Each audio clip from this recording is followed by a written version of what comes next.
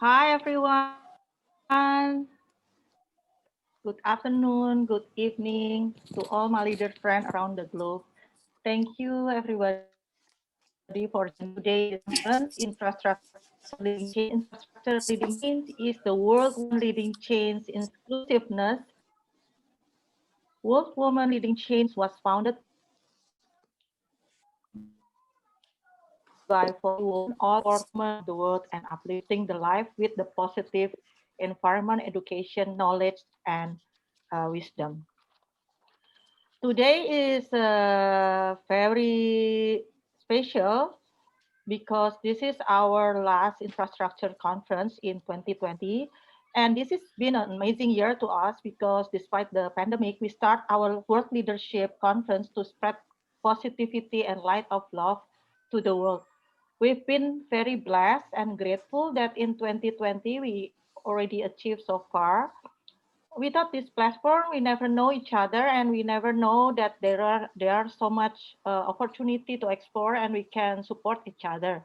The World Woman Leading Change and doing the Leadership Conference under the wings World Woman Leading Change. We want to encourage the world through leadership and aims to create the world's biggest online conference seminars amongst the world leaders to lead the changes in many sectors, such as wellness, kids, youth, leadership, real estate, infrastructure, agriculture that give social impact and share knowledge of wisdom.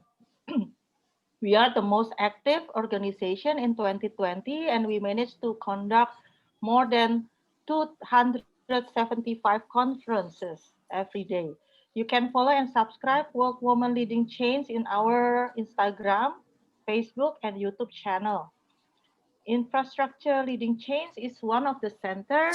We aim to share knowledge, expertise, information, and access to the global infrastructure project, financing, and networks.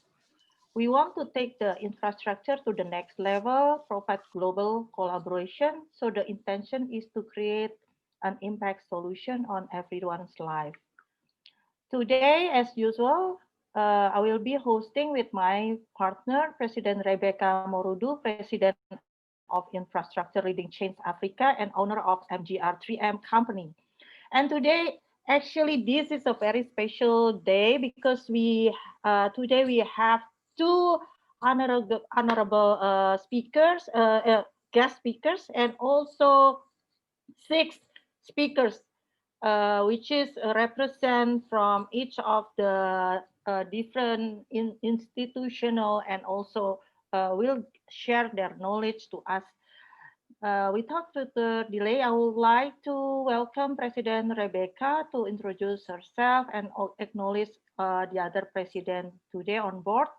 And also, I would like to invite President Debbie or President Ayla to give us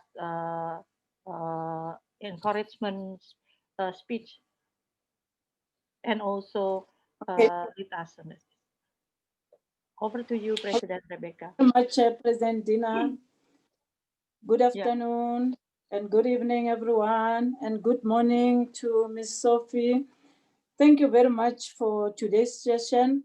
I am Rebecca Morudu, the Infrastructure President for Africa and also the Coordinator for Africa sectors.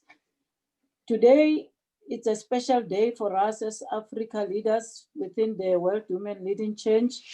I just want to also thank all the speakers who agreed to be in our session today. We are ready to gain more knowledge from what you are going to present to us, and we are ready to form partnerships and working to all of you in the year 2021. Today, after the session, we will engage more, and I would like all our guests and our members who are in the session today to feel free to ask questions after the session so that we can have our program for 2021 ready and use our speakers for today to continue to work with them going forward for 2021. As President Tina was saying, today it's a session that we are building our program for 2021. All the speakers who are we hosting today, we are going to have also special sessions 2021 so that you can have much time to engage with us, because today we are giving you only 10 minutes, and then all of you, I know you have a lot to share with us. You have more that we can do together. But today we just said it will be a session that we introduce each other to this World Women Leading Change. And next year we'll have special sessions for all of you. So thank you very much. And we are looking forward in what you are going to share with us today. And you are going to present. Everyone is 10 minutes. And after the last speaker is when we are going to have our inputs and questions. And after inputs and questions, we'll have our closing remarks from our sector, infrastructure sector, South Africa coordinator, before we have our global president giving us a word to close 2021, going for 2021. And for now, I will just want to acknowledge all our presidents who are present. We have our president, our global president, President Ayla. She's with us today. We have our Africa President, President David Ineo Raputi. We have our Deputy President, President Mankole Tankisi from Lesotho. We have our Youth South Africa President, Memembali Twala. We have our sector president from South Africa for IT, Mem Tipogazi. We have also our sector coordinator, Mem Violet Madisa. We have our deputy president for South Africa, Mem Audrey. And then we will acknowledge other presidents when they log in. And then also I saw we have our ambassador for Africa Tourism Board, Mr. Levy Motibanyane, and he's also our ambassador, brand ambassador for WWLC Africa. So all the guests that are with us today, you are welcome. And now we can call President Mankole to open our meeting with a prayer. And after we'll have President David to open and give the word of encouragement. Thank you. Thank you. May we all pray. Heavenly Father, we thank you for the minds and the wisdom that you've given this wonderful forum, oh Lord. Father, strengthen those who have just woken up at 4 a.m. just to share their knowledge and be together in one global village. Thank you for the wisdom from all the way the countries in Asia and Africa. In one spirit, there was a vision which was born for us to unite and to develop and to move forward despite this pandemic we're going through. Thank you for the sisterhood. Thank you for the brotherhood. Thank you, Father, for all the deliberations which are going to be taken care on today. Bless each and every speaker. Let the joy and the peace of the Lord be with us all. In Jesus' name, we pray, amen. I'll just ask us if we could observe a minute of silence for those who are non-Christians, that we should respect all religions, because unto God we all revere ourselves.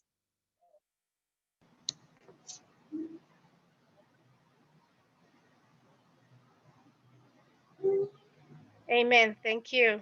Over to you, Your Excellency, President Rebecca. Okay, President Debbie, can you give us the welcome remarks? Yes, good afternoon. Good afternoon, beautiful people of God. Thank you for the family.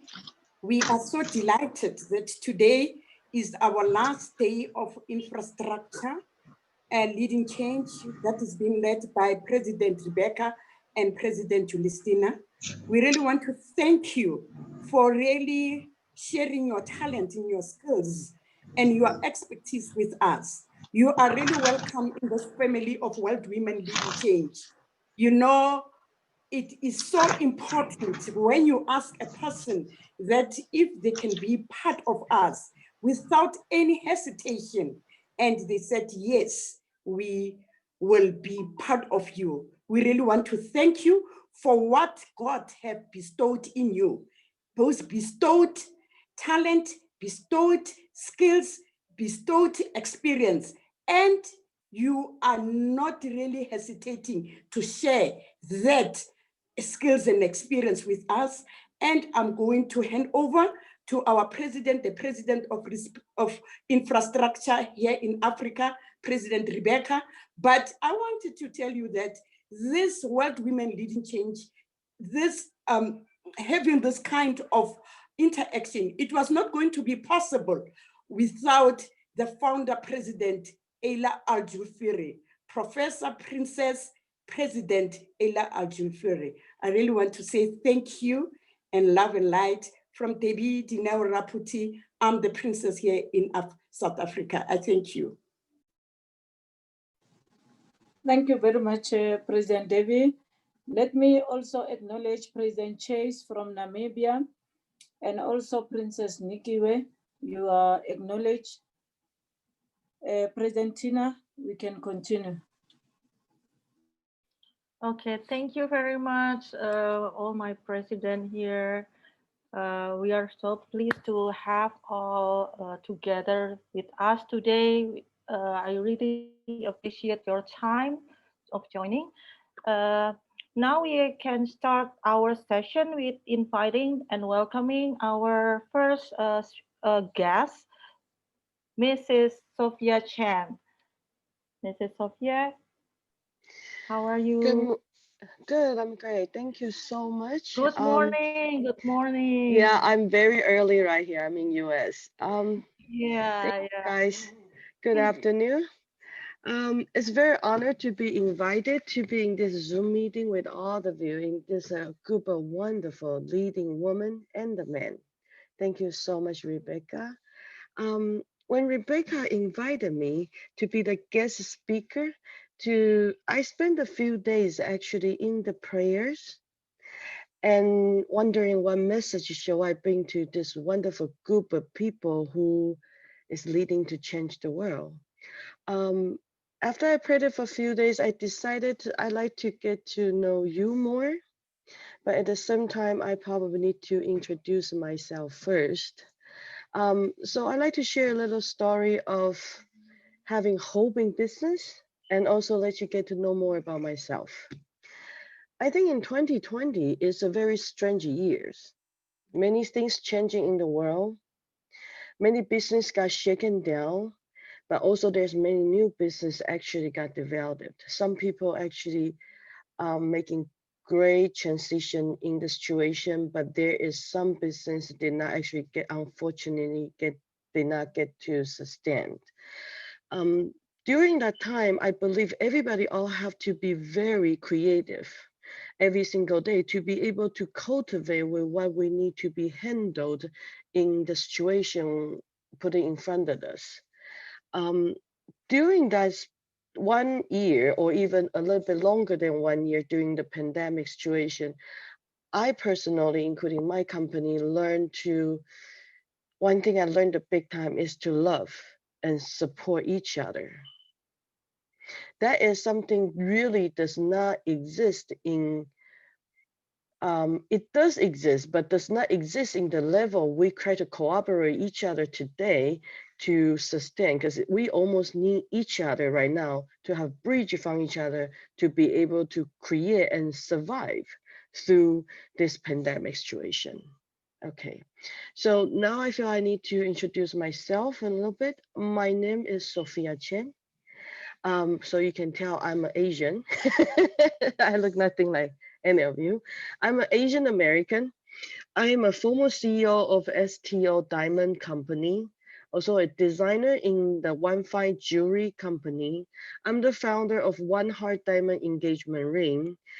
The company was based in US, cross to Hong Kong, go over to Taiwan.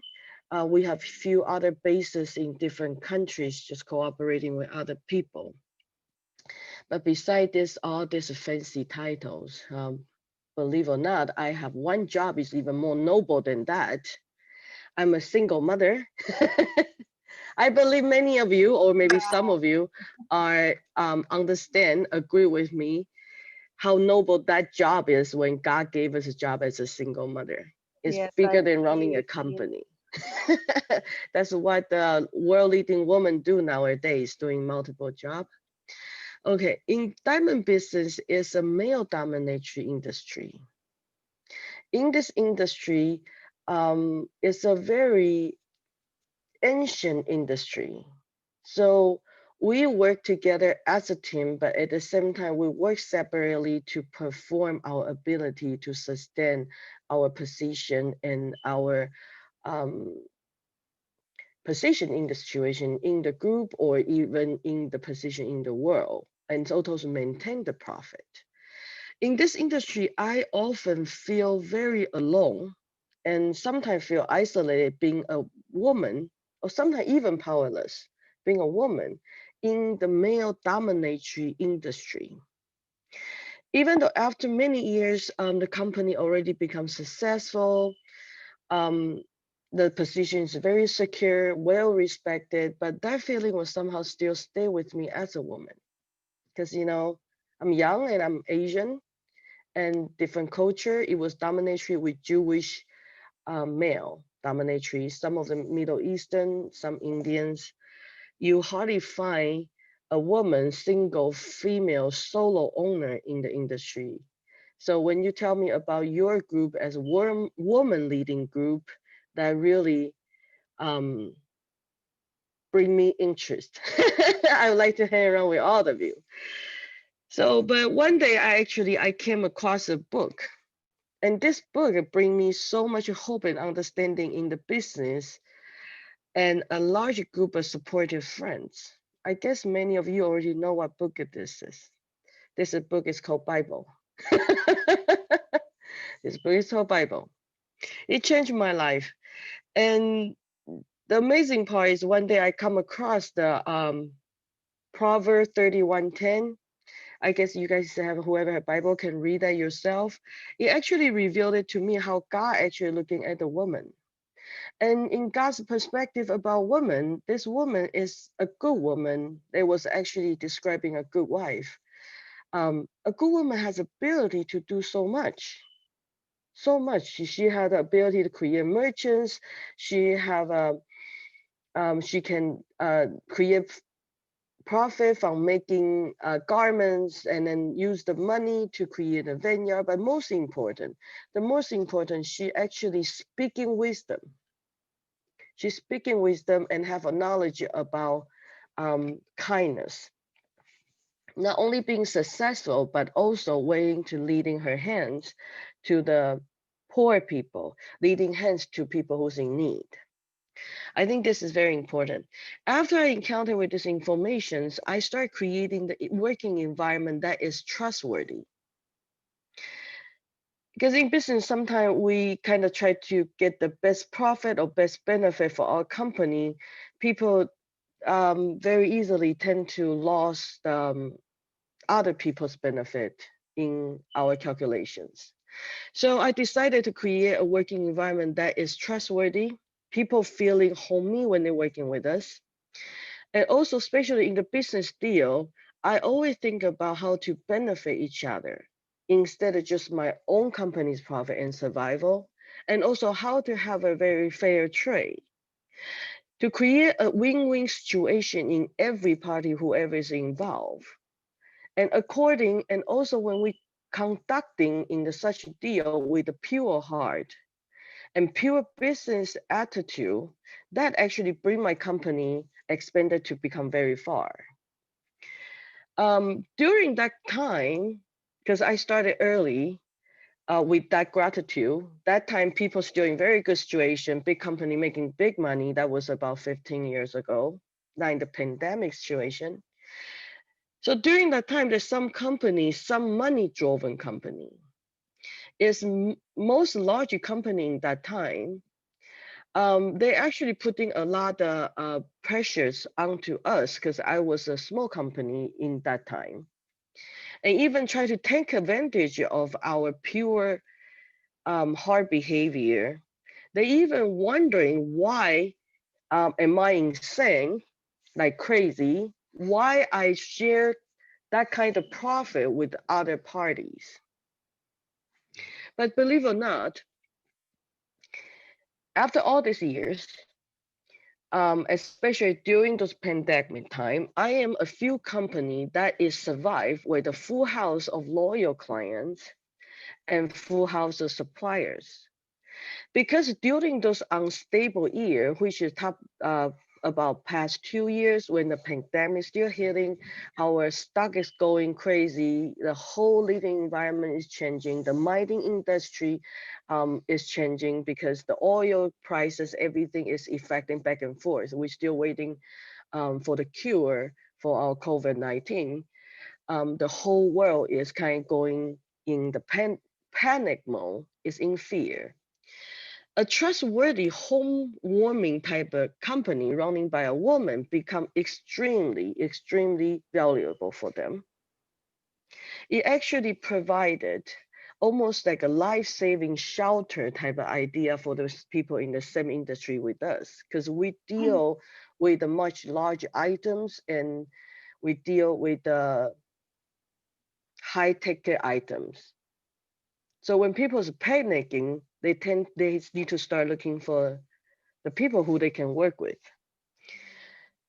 So that actually create a bigger success for us during the pandemic time. It's very unusual. And actually, more often people ask me, what is the key to success in our company or even in my life as a woman in the industry which is dominated by men?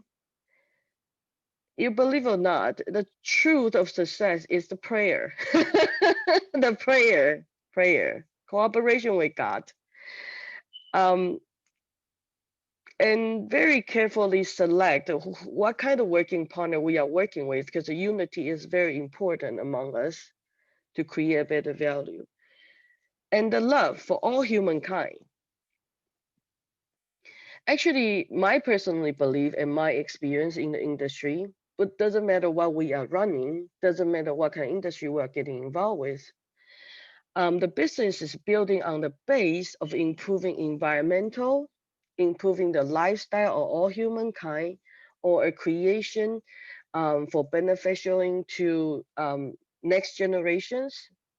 Every step I'm doing now, even more so in my time now, in during this strange time for all human beings, any business I'm trying to step into, I'm actually even extra cautious about making a decision. Is this is gonna be benefit to humankind, or this is gonna create any kind of damage or any kind of destruction to the earth, to the people, to the environment. And believe it or not, if you build a lifestyle, a business is actually based on all humankind's well-being, is guaranteed to be successful.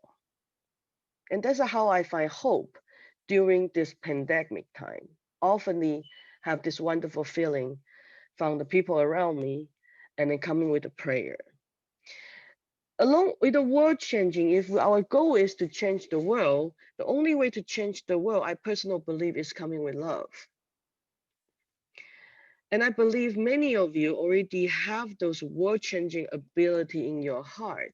And I'm very grateful to be in this part of group and to have a chance here to get to know all of you, to hear what you have to say, to hear what you like to do for the next year or even next few years, or to explore what kind of cooperation we can work with each other, not only based on beneficial with money making. That is just only one of the aspects, but I would like to see and share more of love and brother sisterhood among all of us, either with the Christian or with the other religions. I think we all humans, we all want to see the wonderful in this world.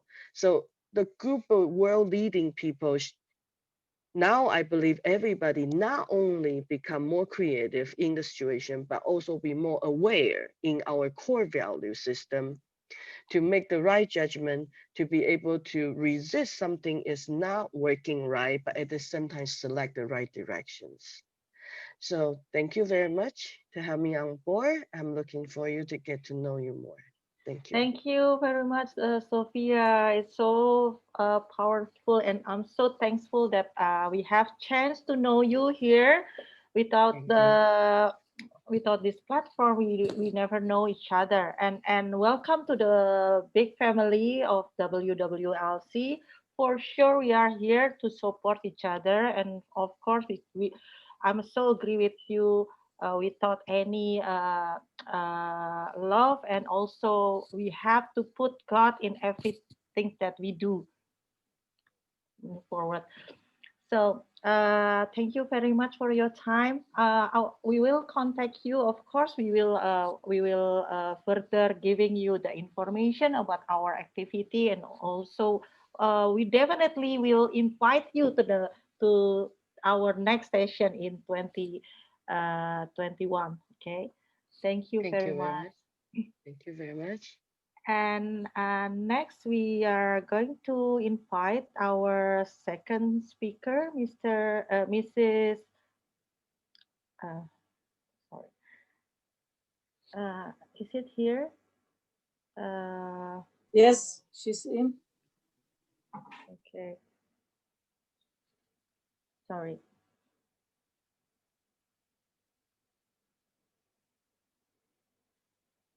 Can we welcome Mrs. Nomantu Akomo Rale Hoko? Am I spelling right the name? Mrs. Nomantu?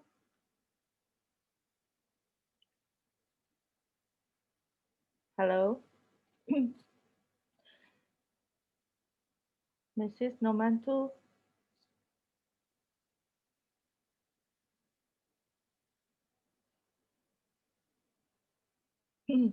Hello, Mrs. Nomantu? Can you please unmute your mic? Good afternoon, colleagues. Hello, how are you? I'm good, and you? I want to apologize up front because of I'm using my phone, so I'm going to switch on and quickly go to the other side for Okay. my speech. Yes, I'm using the same gadget. So Okay. for connectivity, then now you will not see me. Let me start by greeting the leadership of the Women Leading Change. I'll start with, I will not mention all the presidents, but allow me just to say the presidency. Yes. And all of you, the other special guests that have been invited, ladies and gentlemen. Once again, thank you so much, President Morudu, for inviting me for the second time now within a space of 3 weeks. This reflects a growing relationship with this organization. And indeed, those of us who are serving in government support the idea of partnership. Program Director, the topic of the day is about infrastructure development. Of course, infrastructure is always seen as one of the enablers of economic growth and the alleviation of poverty in many countries. Infrastructure projects create even that for those that do not have formal education. The major challenge, though, which I think is a trend of the African states, including us here in our country in South Africa, is the maintenance of the existing infrastructure, especially road network, public buildings, and underground infrastructure. Maybe the growth in population places a huge challenge on the existing infrastructure. Here in South Africa, we can boldly say both the growth in population and the spatial planning of the apartheid regime. It's one of the challenges that we have. And this is a consequence of apartheid spatial planning after a history of colonialism and the effects of migrant labor. The implementation of Group Areas Act in 1950 meant that Black, colored, and Indian people were forcefully relocated to the outskirts of major cities. The reallocation of these families was an atrocity in itself. Families were uprooted and communities that had existed for generations were destroyed. But what is perhaps more concerning now is that that impact of this history is still present today. The dawn of democracy in 1994 brought significant changes, especially to those who did not enjoy the provision of basic services. The signing of new contribution was also a sign of relief because under the Bill of Rights, every South Africa has the right to access of services. We had to extend the basic services such as running water, access to electricity, and build new roads to rural areas. The major problem, though, has been the maintenance of infrastructure, roads and potholes, sewer spillages, aged stormwater lines, and ESCOM. And ESCOM is one of the biggest power utilities in the world. It is a trend in most African countries that the cause of the collapse of infrastructure is mainly corruption and poor management, which often lead to overstaffing and neglected maintenance. Program Director, we all know the impact of COVID-19 in the world economy, especially on big infrastructure projects in the continent. According to the International Monetary Fund, which is called IMF, Africa is currently facing an infrastructure deficit of approximately 130 billion a year, with a financing gap, which is a term used to describe infrastructure needs, minus the total financing commitment made by all donors. And it's between 68 to 108 billion of US dollars. The IMF further states that the shortfall extends across energy, transportation, water, and sanitation infrastructures is through the former two are among the most pressing in terms of economic development. To illustrate, road densities in sub-Saharan Africa are approximately a third of that of South Asia, and only a quarter of all roads are paved. This results in travel times that are 2 and 3 times longer than incomparable corridors in Asia. Similarly, generational capacity in Africa is approximately half of that of Southeast Asia and 50% of the population of 24 countries in southern sub-Saharan Africa. Such issues create barriers for market entry and regional integration, which is a major area of concern with it the coming into force of the African Continental Free Trade Area, while simultaneously increasing national level vulnerability to microeconomic shocks. Program Director, infrastructure projects are difficult to complete on time and within budget. That is why the Minister of Finance believes that the only way to mitigate this problem is through zero-based budget system. COVID-19 will mostly likely only to existing difficulties in project design and implementation. Projects in the development phase will require recalculation of viability, while those under construction will need supplementary negotiations between parties in light of possible liquidity challenges or changes in feasibility projections.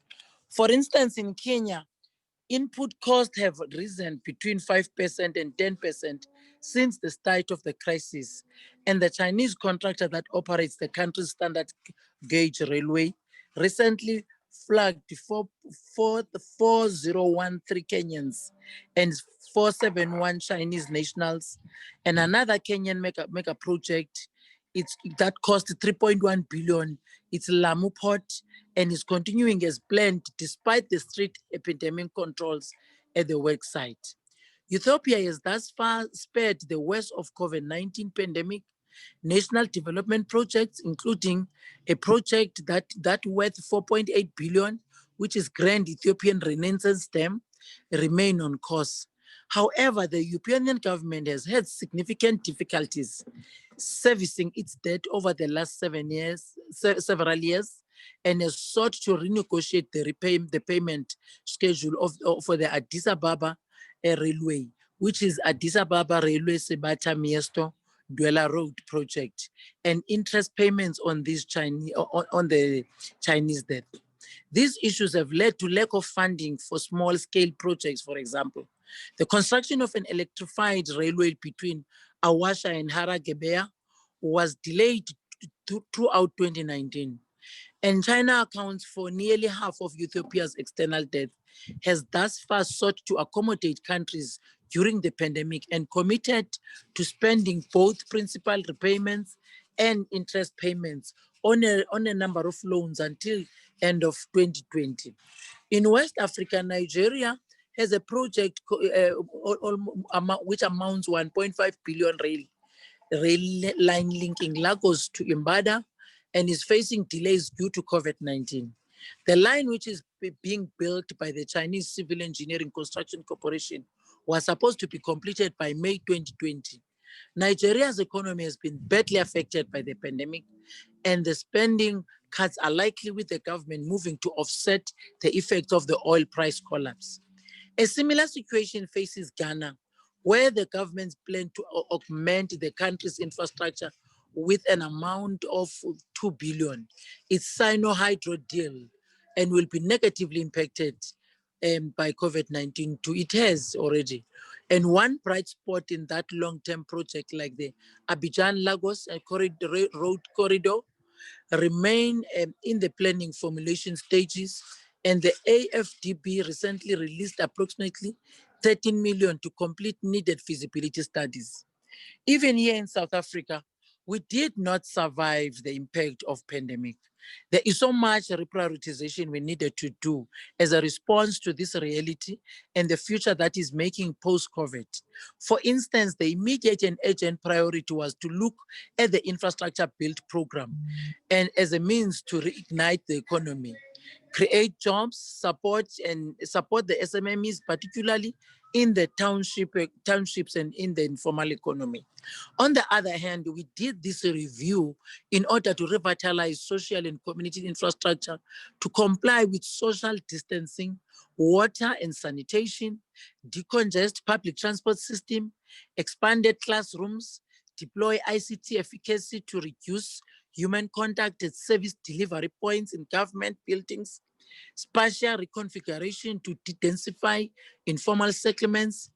We need public healthcare system and infrastructure that is able to withstand the current and the future demand for healthcare arising from COVID-19. Program Director, ladies and gentlemen, as South African government, we have very little fiscal room for infrastructure financing, and we have been issuing bonds worth 80 billion a month for our current spending needs. The increase in issuance is leading us deeper into debt, and since the additional funding is already committed, there is very little room for bulk infrastructure investment. Investors appear to be seeking higher interest on our yields. South African bond yields are 200 pp, which is basis points here, higher than the average emerging market, with only Turkey higher than South Africa. Turkey has a political and now banking crisis, as there seems to be a run on banks, and people are withdrawing the lira in exchange for holding gold. On the contrary, our yields remain high because of the risk associated with our government bonds. In the main, investors do not have much confidence in South Africa, particularly its ability to shrink the deficit and recover from the economic downfall. The model of SOEs funding is not working effectively, and banks are reluctant to lend to our SOEs whose finances remain precarious. In the few investors that we take the risk require government guarantees or hefty covenant rates. What happened to SOEs in the recent past is unfortunate because these entities should be driving infrastructure development in the country. But ladies and gentlemen, in reality, what do we read and what signals we pick up in the capital market? The reality is that there is appetite for private sector involvement, evidence from the recent Moikloof megacity project. The assets under management of South African asset management firms is about 10 trillion and the size of our banking sector is about 5 trillion. The market has the capacity and surprisingly the appetite to invest is long-term infrastructure projects. The South African large assets management firms are willing to fund infrastructure projects that are provided these projects and which are bankable. Many want to fund water and sanitation projects, road and rail infrastructure and energy, and they do it without government overlays. Asset managers would, however, agree to some concessions which will not affect the government's balance sheet. They would like a clear regulatory framework, transparency and zero political interference, and they've indicated that they would invest in the likes of Sanral and the land bank despite the financial problems there, which they have identified as management related. Sanral's balance sheet was healthy, but it is being eroded by the lack of decisiveness linking to the Gauteng e-toll lingering issue. And while waiting for finality on this issue, and in the meantime, Sanral is hemorrhagic. Under normal circumstances, end users pay for power and can be explored and can probably work since ESCOM is technically bankrupt and legislation states that ESCOM is the only entity that can buy power from large power producers. Apart from the IPP generated power, it is the only entity that can generate power and with the REIPPP and which National Treasury had to stand behind ESCOM's obligation in the same way as National Treasury guarantees government bonds. The only option is to fix ESCOM, which has been a challenge to do, or to introduce a new power purchasing entity with a good credit record and direct link of sight to end users to purchase power from power producers. This entity would not require National Treasury backing as it will be capitalization due to end users model. The other issue is the cost of electricity needs to be cost effective. NERSA is independent but has failed to set cost reflective prices. South African banks finance many projects all over the continent without government guarantees. This includes ports in Ghana and Mozambique and in roads in Kenya. A special purpose vehicle has been set up which produces feasibility study and then funds the project. Government risk only occurs when there is an unexpected termination of the concessions. And the market is very aware of the constraints and the fiscals, and there is a significant appetite to do what needs to be done to help recover the economy. Funders are willing to take commercial risk, but require government to tackle risk on what it has control over. This includes political risk, war and insurrection, and delays in permits and approvals. In the last local government space, municipalities need a comprehensive guiding framework where the private sector can play a role in funding. This blended funding model will help to unblock issues of service delivery, huge overruns, wastage and corruption in our municipalities.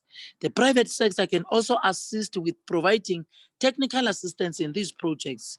The other innovation due to consideration in the infrastructure financing is centralization of bidding unit. And there needs to be a central coordination framework for oversight of all the projects. This framework can centralize bidding, expedite blockages, and ensure that there is transparency and the necessary controls are in place. In the past, money was spent on consultants and yet projects never came to market. Centralization could ensure that there are no conflicting priorities within government. Banks have noted the delay in the projects due to multiple government departments having opposing views on the project. Centralization enables bankable projects to be funded regardless of change in political administration, and those projects will serve as a national agenda. And this will ensure transparency and visibility.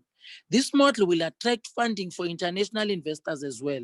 Municipalities will manage and ensure that projects are executed within the agreed upon time, but contracting and tender processes should be done by the centralized unit. This has been investigated as to what the market requires for such takeoff in the current environment. Banks, customers are companies that bid for projects. These clients require a long-term credible pipeline of projects. There is a need to be centralized long-term planning framework that identifies all the projects for the next 10 to 20 years. And this will allow the private sector to plan ahead, beefing up infrastructure capacity in government agency, harnessing different hand funders along the value chain. Program Director, in infrastructure priority areas and sequencing at this point in government, we know that over the past couple of years of South Africa, we have seen structural policies moving in the wrong direction. Its institutional fabric eroded and endowers being misused for non-productive purposes. The Investment in Infrastructure Office in the Presidency has gazetted 50 projects across several sectors. It is without doubt that the infrastructure important sector of the country will do. And we have short-term projects that are being considered. And in a program director, I think, let me move towards the end, but I will make sure that you get my speech because it's quite long, because I've been talking into detail in all these issues that government is doing. Indeed, indeed, infrastructure development is very critical for any country for creation of jobs and stimulating the economy. Let me pause there, program director, and once again, appreciate your contribution. Thank you very much for allowing me to speak to you on the area of infrastructure as an enabler to assist us to deal with the rate of unemployment, poverty, and other critical issues in our country and in the world. Thank you once again. Thank you very much, MSc Nomantu. We really appreciate your presentation. As I said in my opening, that all speakers today, you need more time to engage with us. And we know that even today is not enough that you have shared, even if you have shared a lot, but we still need more. And as you said on your last closing, that the infrastructure is true. It's one of the sectors that they can create more jobs, and it's one of the sectors that stimulate economy of any country. So we'll need more to discuss, and then I will request all our guests to note their questions, their inputs, and I will request even yourself to stay until the question time and inputs so that we can share more and all members can understand for the next session which issues can we touch when we present in our next session. Thank you very much even for taking your time on Sunday to come and share with the world what our government is doing in South Africa, even what we are doing as the Women MEC in Finance. We thank you very much. Tina, you can call the next speaker. And then in our midst, I would like to acknowledge our Ambassador Seraki. You are welcome in our session.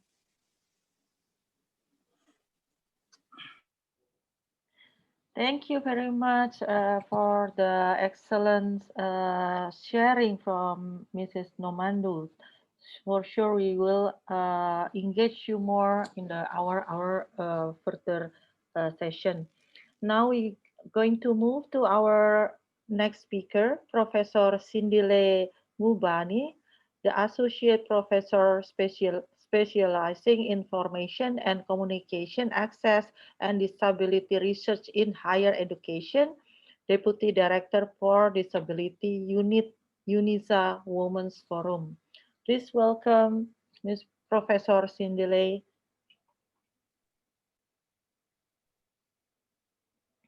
Thank you so much, President Julastina. And thank you for your time in this evening, in this Sunday evening. Thank you. Thank you. I would like to give humble greetings to all the leadership, the presidency in all different levels. I would say protocol observed because I noticed that I have in this forum, we have people at different levels, and I want to just respect that. Greetings of peace.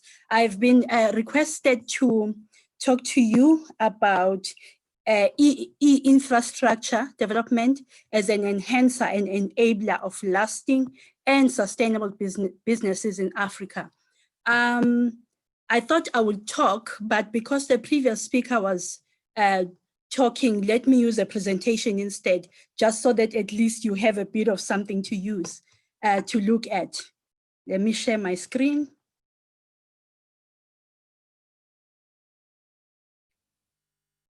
And while I do that, I want to thank the leadership for inviting me to be part of this wonderful forum. Thank you.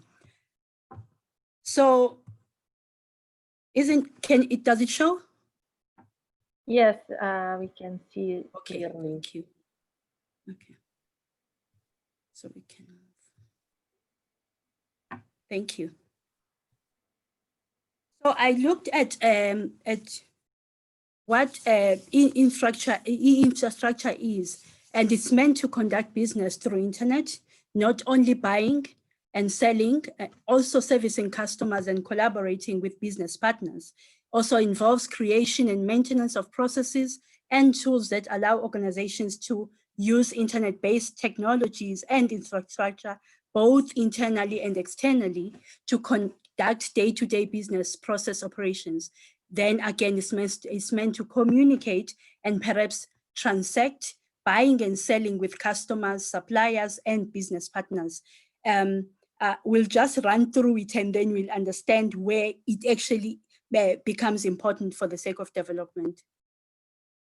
So this is how we look at how, you know, the e-infrastructure should look like. The web itself should be guided by the universal access as guidelines. And those are very critical because they enable equitable access to the web environment in its whole. And when you look at universal access principles, it enables people with disabilities, people that are elderly to have access to web facilities. Then again, you look at the IT part, which I think most people focus on, the data applications, the core business, and you know, so this is the kind of environment that we should be looking at. Then, of course, when you are looking at the e-infrastructure itself, it should be having all these that should be actually playing, collaborating with each other to enable businesses to work. And without even wasting time, the C2C that you saw in the diagram looked at consumer to consumers. You know, these days we buy stuff online, but it's so interesting. Even when my son wants to buy something, he says, "Mama, let me look at the rating," you know. So that is when the customers are actually talking to each other and rating your services. And that's why it's very important that when you are developing the e-infrastructure, we should make sure that it's well and ensuring that consumers are actually taken care of. Then I move to the next one, which is business to business. And here it's important that business themselves, you know, are able to talk to each other. It's so interesting here in South Africa. If I was to go to one shop and see a product and tell them that no, the other shop has made it cheaper than you, they are then able to go into the website and offer a customer a cheaper price because the other business is offering a better price. So you can see how this e-infrastructure enables businesses to actually be able to have access to how they actually do their businesses. Then the next one is business to consumers, and that is very critical if you are to do your business online, because you should be able to communicate with your customers anytime. Equally, your customers should be able to communicate with you so that there is an open and transparent relationship as you are doing your business. Then, of course, the business to administration, because you cannot do your business without, having to respect certain laws by the government. And if you are working across continents and globally, you need to be able to take care of this. This is the kind of sort of like different categories that the e-infrastructure should be looking at. You have the communication system, you have the, the workflow automation. It's all this that should actually work together to ensure that the e-infrastructure works efficiently and it's enabling for business to take place. Then, of course, the other variable that was part of what I was asked to do is the issue of sustainability. And I want to propose that, for sustainability to happen, everyone should do their part, and that part they should do it efficiently. That means the government, as much as it provides the legislation and the environment, but they must do that efficiently. The corporate sector itself must do that efficiently. Then with us, the research entities that are looking at how to improve and look at innovations, they must be doing that properly. So you cannot be doing all this work without involving elements of research. And then, of course, the people that we deal with, whether it's people as employees or it's people as consumers, there should be a very good relationship. And I insist that in doing this, both the employees and the consumers should be taken care of with their capabilities, meaning that if you are preparing an e-business, you should ensure that people with disabilities, let's say there's a customer that is blind, he or she should be able to access your web environment and be able to see your products without having to ask the family member to explain. So the e-environment must be accessible by people with different abilities, blind, without arms. So it means that your environment should be created for everybody to access it. And that is why the first slide talked about the universal access principles. Then the benefits of engaging, in this e-business for sustainability is that it harnesses the business's core role in generating growth, productivity, and jobs. So once you are entering into this and you do it properly and the environment is enabling, then you are sure that there'll be jobs and there'll be productivity and, a growth. And then again, it enables the accessing of private sector innovation around technologies, products, services, processes, and business models. Then again, it creates opportunities to achieve scale by harnessing business knowledge of designing business models. So when you are, the goodness about the e-infrastructure is that you can actually do your business in a very small room and be able to reach many people. So my previous leadership that was presenting on infrastructure, we can actually look at how the physical infrastructure can be enhanced by the use of e-infrastructure where the physical infrastructure cannot reach or is disabled at that particular moment. Then again, you get leveraging of public sector and investment. You are able to access complementary know-how and skills. You are always there to make sure that you learn from each other. And then you are able to build alliances to promote responsible and social environment good practices. I know that you can read, and that's why I'm not reading the whole thing. Then again, when you look at that, again, it enables the businesses to secure the long-term success of business by improving the broader enabling environment and ecosystems in which businesses operate. So you can see that as you are creating this e-infrastructure, you have to ensure that you constantly and continuously monitor and evaluate your processes so that then there is a sustainability. And then you identify and manage material risks and costs. And then again, you should be able to build reputation, strategic market positioning, and safeguard the license to operate itself. Then strengthens again the relationships between employees, customers, and other stakeholders. You can see that in doing this, all these that have been presented here, you are then able to have a business that does not need you to have to move geographically, just like now there's COVID, you wouldn't need to go to other countries for your business to operate. You'd be able to sit on lockdown and be able to get your business going. And then the question then would be, what are the kinds of services that you offer? And it enables the creation and accessing of new markets. Technology products, services, and business models can be innovated. Then again, you are able to align business action with the vision of companies' leadership and expectations of the employees.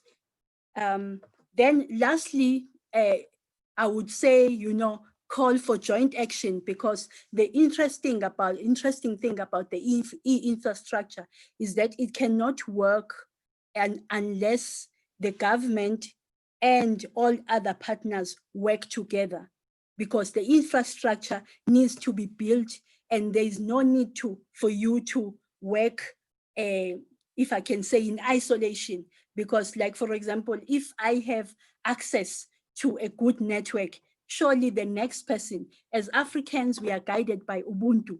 So and Ubuntu is humanity, where you say, I am because you are.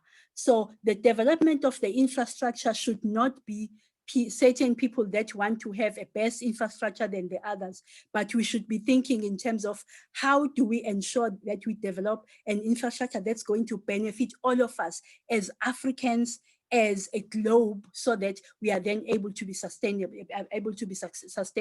So I'm then proposing that, this action would then raise stakeholders' awareness of the potential of digital solutions towards sustainability.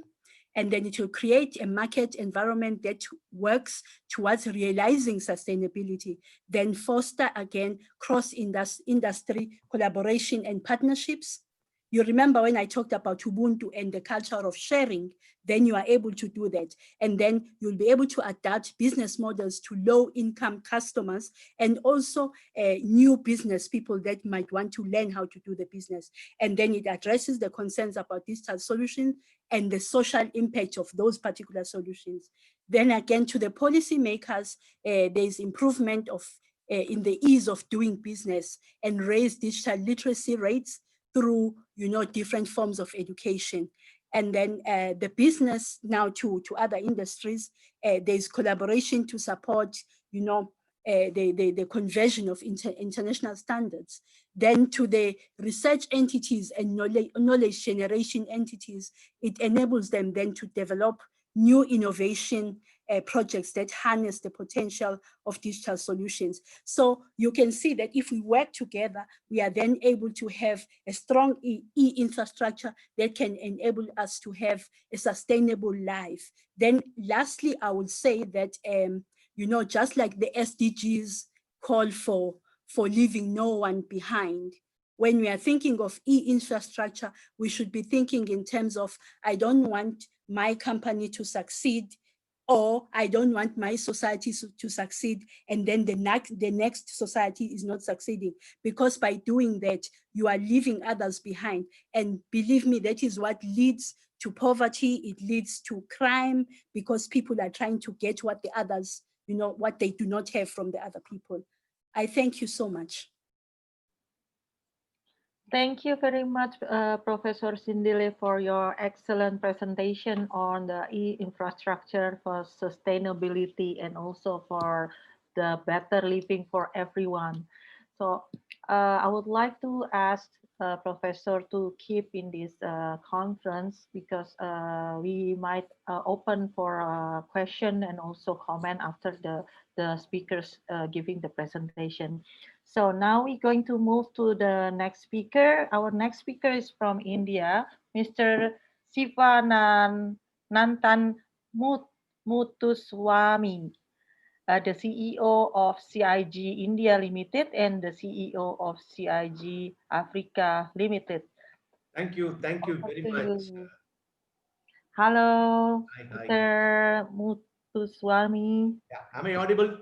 Yes, we can hear you clearly. Thank you very much, for the wonderful opportunity. And I thought I'm going to give the speech maybe at the last, because I'm the new person for this committee. Yeah. Anyway, good. I had not given much time because I was traveling, so I didn't prepare any presentation. Okay. So now I'll go through the content. Yeah, it was well connected. Thank you very much for the organizers. Once again, Rebecca, thank you very much. And the earlier speakers, they have given a wonderful insight of what exactly been, the need of an hour. So my earlier speaker, Dlala, I spoke about e-infrastructure, right? The sustainability of business in e-infrastructure, where when we talk about IT and ICT, the infrastructure is not something about constructing the roads and buildings, all the time. The infrastructure is all about, building up the basic model on education, healthcare, IT and ICT stuff, right? So when I visited various countries, like in Africa, recently in Central and Western African region, even after the pandemic, I was there in Congo last week, and in Rwanda, yeah, and Burundi, some Central African regions, even in Kinshasa. So what I felt was, as my earlier speaker told, they need a very strong infrastructure, right? As of now, after the pandemic, they were completely isolated because of the movement, physical movement between the countries. People could not move to different places. They're so scared. And even I can see a lot of projects are kept on hold. This all because of one thing, the human resource. They have to concentrate much on sustainable human resource development, which was, again, I have seen some big projects from Chinese, from Germans and European countries were kept on hold just because the people unable to receive them in the country, right? So they don't have an infrastructure where they have to, transfer the skilled knowledge for the skilled manpower. So there is a lag in the region. And education is not something like academics I'm talking about, the technology, which is missing in these countries, where because of language or I don't know. We have to discuss about that later in depth. Now, again, healthcare. Healthcare need to be precisely, has to be concentrated and kept at the first level rather than all your education and other infrastructure. So when I move around, even where I was in Congo, I was really surprised and shocked where World Health Organization has its regional office for Africa. They could not able to do the COVID test as like the other countries. They're taking too much of time, the charges, the way they do all these things. So as again we come back to the same point as Dlala said, the infrastructure. There is lots and lots of things has to be built, and even the first speaker, sorry, I forgot her name before Sophie. Nomanto said very clearly and concentrating on power purchase. What do we call PPP? Yeah, power purchase agreement. Now, when we talk about the power sector, the production of power, electricity, again, renewable energy. We had aligned with various countries. Even now, one of our partners has signed a contract with Gabon, the government of Gabon. They have to produce 200 megawatts of power. And now we are signing an agreement with Congo for providing 100 megawatts of power on a public-private partnership and power purchase agreement, right? Now, as he said very clearly, there should be a centralized, platform where everybody has to get connected and do this. Not only the government has to involve or they have to put an agreement. So this kind of things is really, really need of an hour, starting from the power, healthcare, education, and IT. Yeah, it's not about just doing business. More than a business, as we grow, want to grow again and again, and sustain what exactly we have already for our daily bread. So this is, I've seen a big gap in these countries. Yeah, so there is an opportunity and there is a platform, and what we need is connecting dots. And obviously I really appreciate the chairman and the people. Like, it's an amazing initiative that your people are taking. So with all this support, 2021, it's like about connecting the dots. We have various of dots here and there, dragged or kept separately. It's about effectively connecting them, bringing them together to a right picture. right? So we are also glad to inform that we are also working on some infrastructure projects like on IT, like Sindel saying that it's more of providing a data center where we have shared services for education, bringing the business, bringing the education, bringing the healthcare, right, by the government and stuff. So we were successfully making some good, progress on this task. So I don't want to take much of your time. So I'll be available always for IT and ICT stuff. Yeah, because I was roaming across Africa since 2005, I can really have a clear insight of every country and region, right? So it will take a lot of time when I try to pour out everything across. But thank you very much for my earlier speakers. They've given a wonderful insight of their ideas. I never expected this actually, to be honest with you. Thank you once again for the forum, and Rebecca and our colleague, for everyone. Yeah. Thank you very much, Mr. Mutuswamy. Of course, we are going to also engage you in every of our project. Yes, true. 2021 will be the great time for us, because this is what we are doing right now. We are connecting each other to make the changes, changes to the human life. Yeah. Thank you very much. Thank you very much. Thank you very much.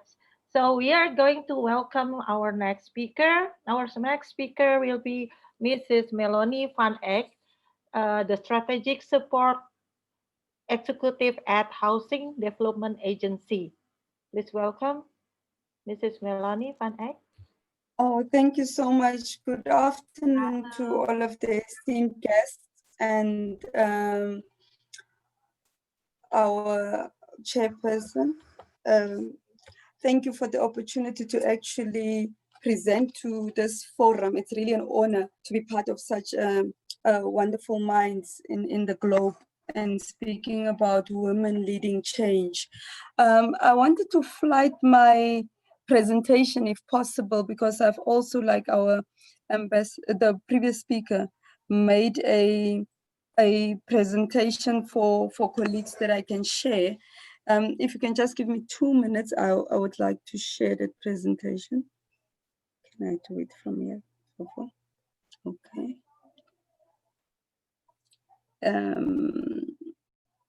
Is it sharing the screen? Yes. Can everybody see the presentation? Yes, we can see it clearly. Oh, okay, thank you. So I'll go on to the slideshow. And then from beginning. Yes, so from my side, I am Melanie van Eck. I'm an executive responsible for strategic support in the Housing Development Agency, which is an agency that is an agency of the National Department of Human Settlements. Human Settlements is responsible for providing housing and sustainable human settlements opportunities to beneficiaries in South Africa. From my side, I just wanted to, I have a table of content where I just wanted to give colleagues and some of our guests maybe a bit of background about what the HDA is about, what our value chain is, our transformation and empowerment framework goals and objectives. The reason for that is that there has been a decision by government to really focus on issues related to women empowerment and maybe the transformation goals in South Africa. So I'm not going to talk from it as a global perspective, because our previous speakers, one of the provincial MECs has really focused on the continent as a whole and what infrastructure does for them. And I also heard when the program director introduced us earlier on, opening this discussion, they said that we'll have a further opportunity next time to probably speak some more about the opportunities that we have for women in this. And I see this as an opportunity for women leading change to actually also participate, whether it be in business and in this type of forums. Now, my first slide relates to what the organization that I work for represent. It is our focus, which is facilitation, identification and acquisition, holding and development and release of land, and landed property, whether this is state-owned land or private property, but the HDA's role primarily is to acquire this land to develop it. And that's how we link with infrastructure. When we develop the land, we provide housing opportunities and human settlements opportunities in the South African continent. We also try and assist with fast-tracking the backlog. If you know that the South African government is one of the governments that actually provides houses for free for people who are indigent, who can't afford to provide that housing for themselves. And the Housing Development Agency is one of the agencies that are actually spearheading the implementation of projects that will give housing opportunities to people who are less fortunate and can't afford to build themselves houses. I'm not going to go through each and every bullet point that I have on my slides, but I think I'll zoom into what our focuses are in every slide that I want to speak on. Our focus continued is that we assist other state organs in respect of emergency housing. I think every single speaker since I've listened when I logged on has reflected on the pandemic and the COVID-19 pandemic, what effect it has had on our economy, and what means we had to go through to actually try and decongest it. Again, Nomantu spoke at length about what the South African government had to do to alleviate, decongest, and actually look at the informal settlements that we work in and how we can actually decongest it to provide for better spaces in view of this pandemic. The pandemic necessitated that we adhere to social distancing, we provide hygiene, and we actually, all of those rules that we had to adhere to necessitated for us to actually decongest it. In this context, the Housing Development Agency identified 29 of the most overcrowded settlements that we have in South Africa.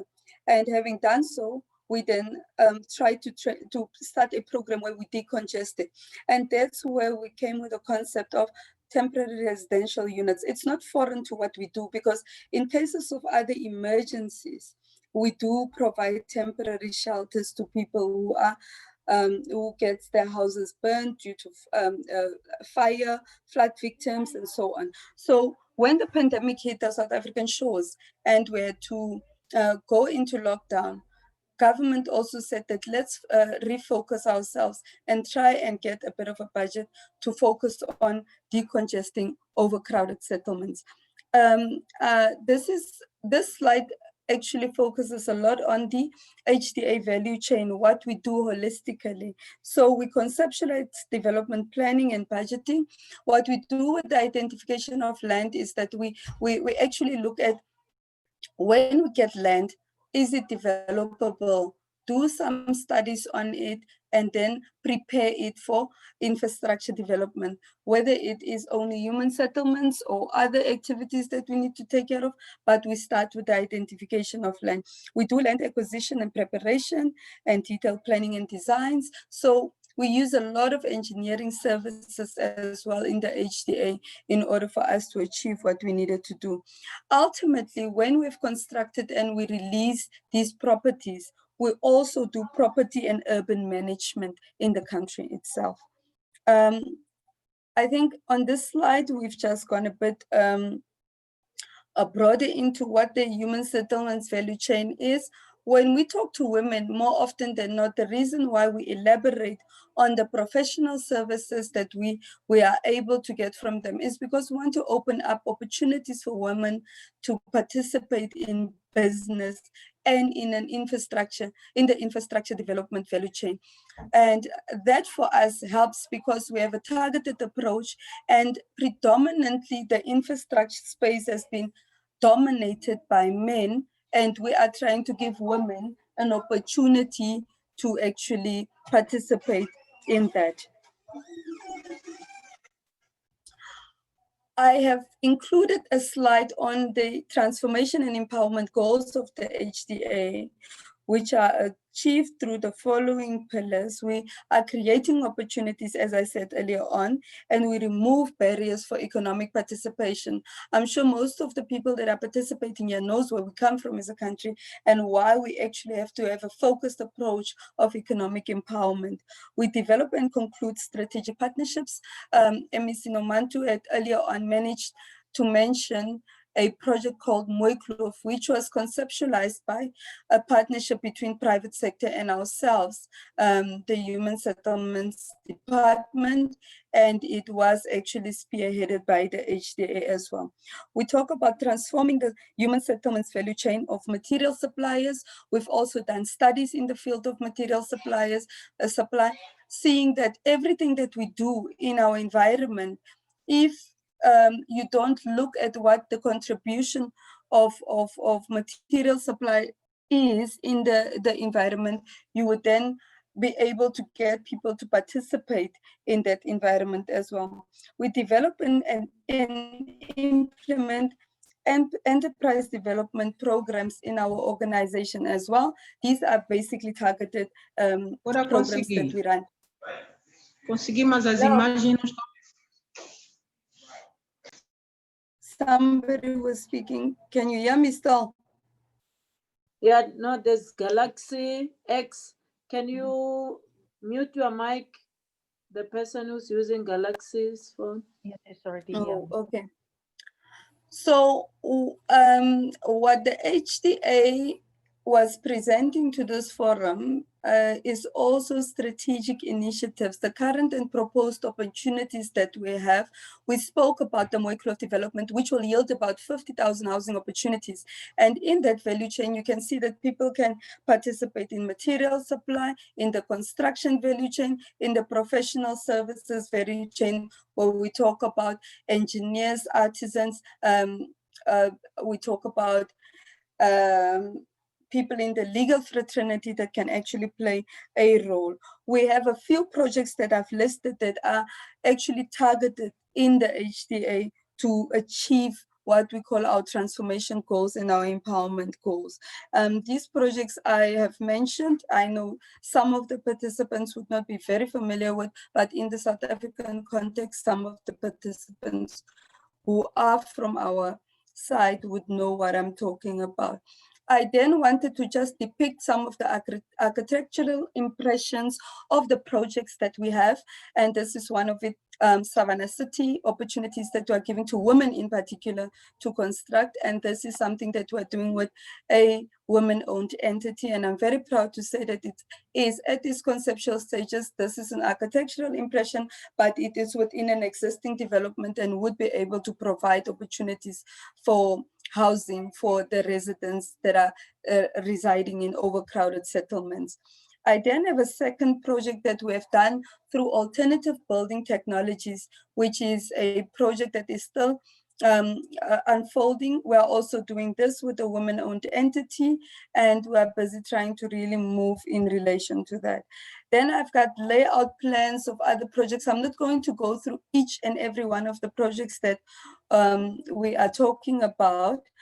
It's just to give an idea to the participants of this conference of what we are doing and what our job creation and enterprise development initiatives are, and what we actually do as an entity, as a housing entity nationally, getting women to lead in the infrastructure. The post-COVID, when we were busy going into the various phases of lockdown, level 5, level 4, level 3, and we opened for construction, one of the critical enablers of the economy of South Africa was identified as infrastructure development. And I'm sure I'm referencing our previous speaker again, Nomantu, when she said that in Africa, there's an infrastructure deficit. And therefore,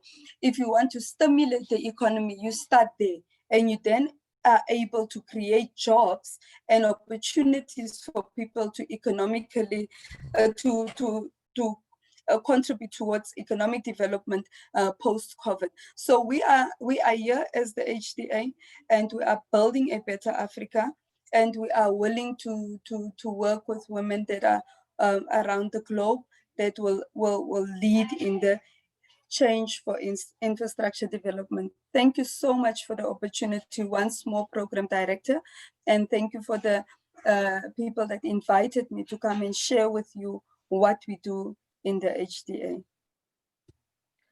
Thank you very much, Melanie, for your excellent presentation, and let us know more about the Housing Development Agency in supporting the infrastructure of housing in South Africa. Thank you very much for your time to share with us. I would like to move to the next speaker. Our next speaker will be the Mr. Cuthbert Kube, the African Tourism Board Chairperson. I welcome you, Mr. Cuthbert. Thank you. Thank you so much, our moderator, President Julastina, and acknowledging the leadership that is with us this afternoon, President Rebecca, and acknowledging as well the presence of our MEC as our leader. It's in our culture to always recognize and respect our leaders among us. And thank you so much for this insightful engagement where we are focusing on the infrastructure development. The role of infrastructure is of crucial as it underpins all spheres of development. It lays the base and unlocks prospects and surely promote growth in our continent. Infrastructure has a telling role encouraging fundamental economic growth and also safeguarding of competitiveness, both on our domestic and in our international markets. Our national and local governments need to ensure the infrastructure provision as a prerequisite, not only for economic development, but also for the delivery of basic services such as water, health, roads, and connectivity, among others. In alluding with what our previous speaker, MEC Nobantu, has highlighted, it should be noted that the financing of infrastructure is a major problem in every government. Therefore, it cannot be solely prerogative of the public sector if it should be a sustainable sector. So therefore, the need for a multi-sectorial stakeholders in the infrastructure, in the investment, and in our economic development spheres, with the aim of driving the infrastructure investment in our continent in Africa, we need to see a robust strategies to guide the regeneration of key infrastructure subsectors as means of restoring Africa as the economic hub of our global world. But fundamental issues, they need to be prioritized as means of activating the sector after the devastating impact of the pandemic. We need to drive for a growth in the infrastructure project bond market and critically identifying new strategies, identifying new technologies for challenges and opportunities facing the sector with the commitment of our custodians, which is our government. We need a decisive commitment in decisions on what kind of policies and partnerships should be introduced and adopted to incentivize increased investment in Africa's infrastructure.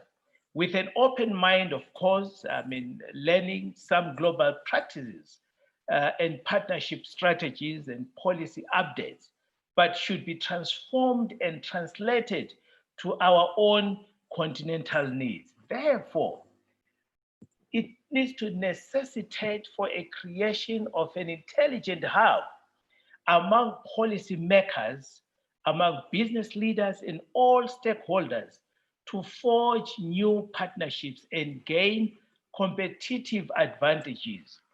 As role players this afternoon, let's work towards advancing public-private partnerships in infrastructure delivery as we create new opportunities for funding and governance models to drive transformation infrastructure projects.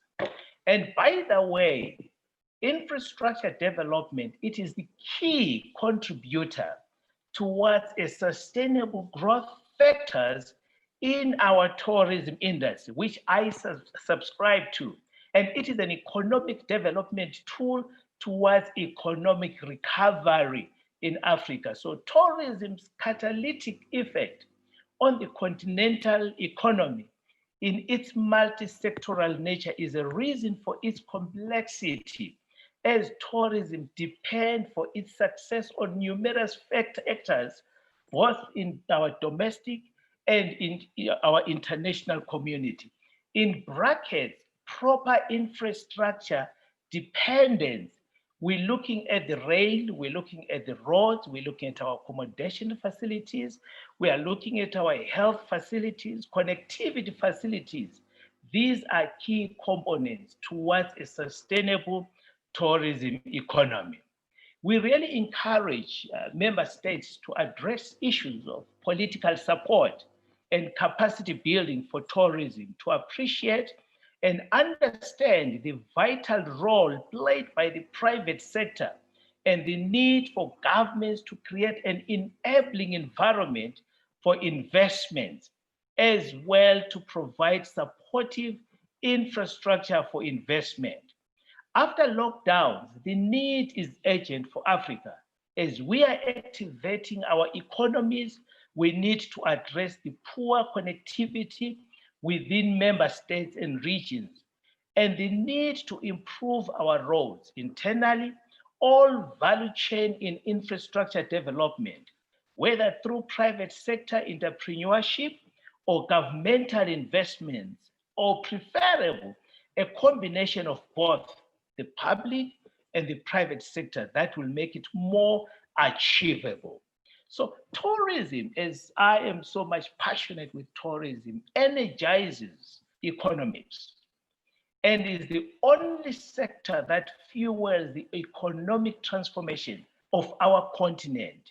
Its benefits range from livelihoods improvement to export diversification.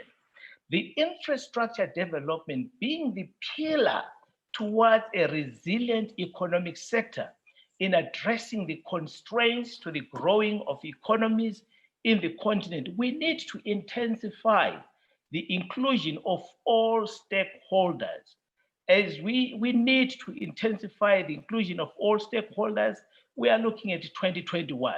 It is a year of recovery. It is a year of activation. It is a year of new innovatives, new norms of doing business. Let's appreciate God's provision and providence of love, of life, and let us work together. It is so encouraging to see our champions being led by women of integrity who have a vision to actually see a change in our beautiful continent. I always propagated and advocated that Africa is bound to be a powerhouse of the world. So therefore, together, let's make it. And together, let's run the race. When all is said and done, when we look back at the legacy we are going to leave behind, may we smile and say, God has afforded us an opportunity to be pace setters. I thank you so much.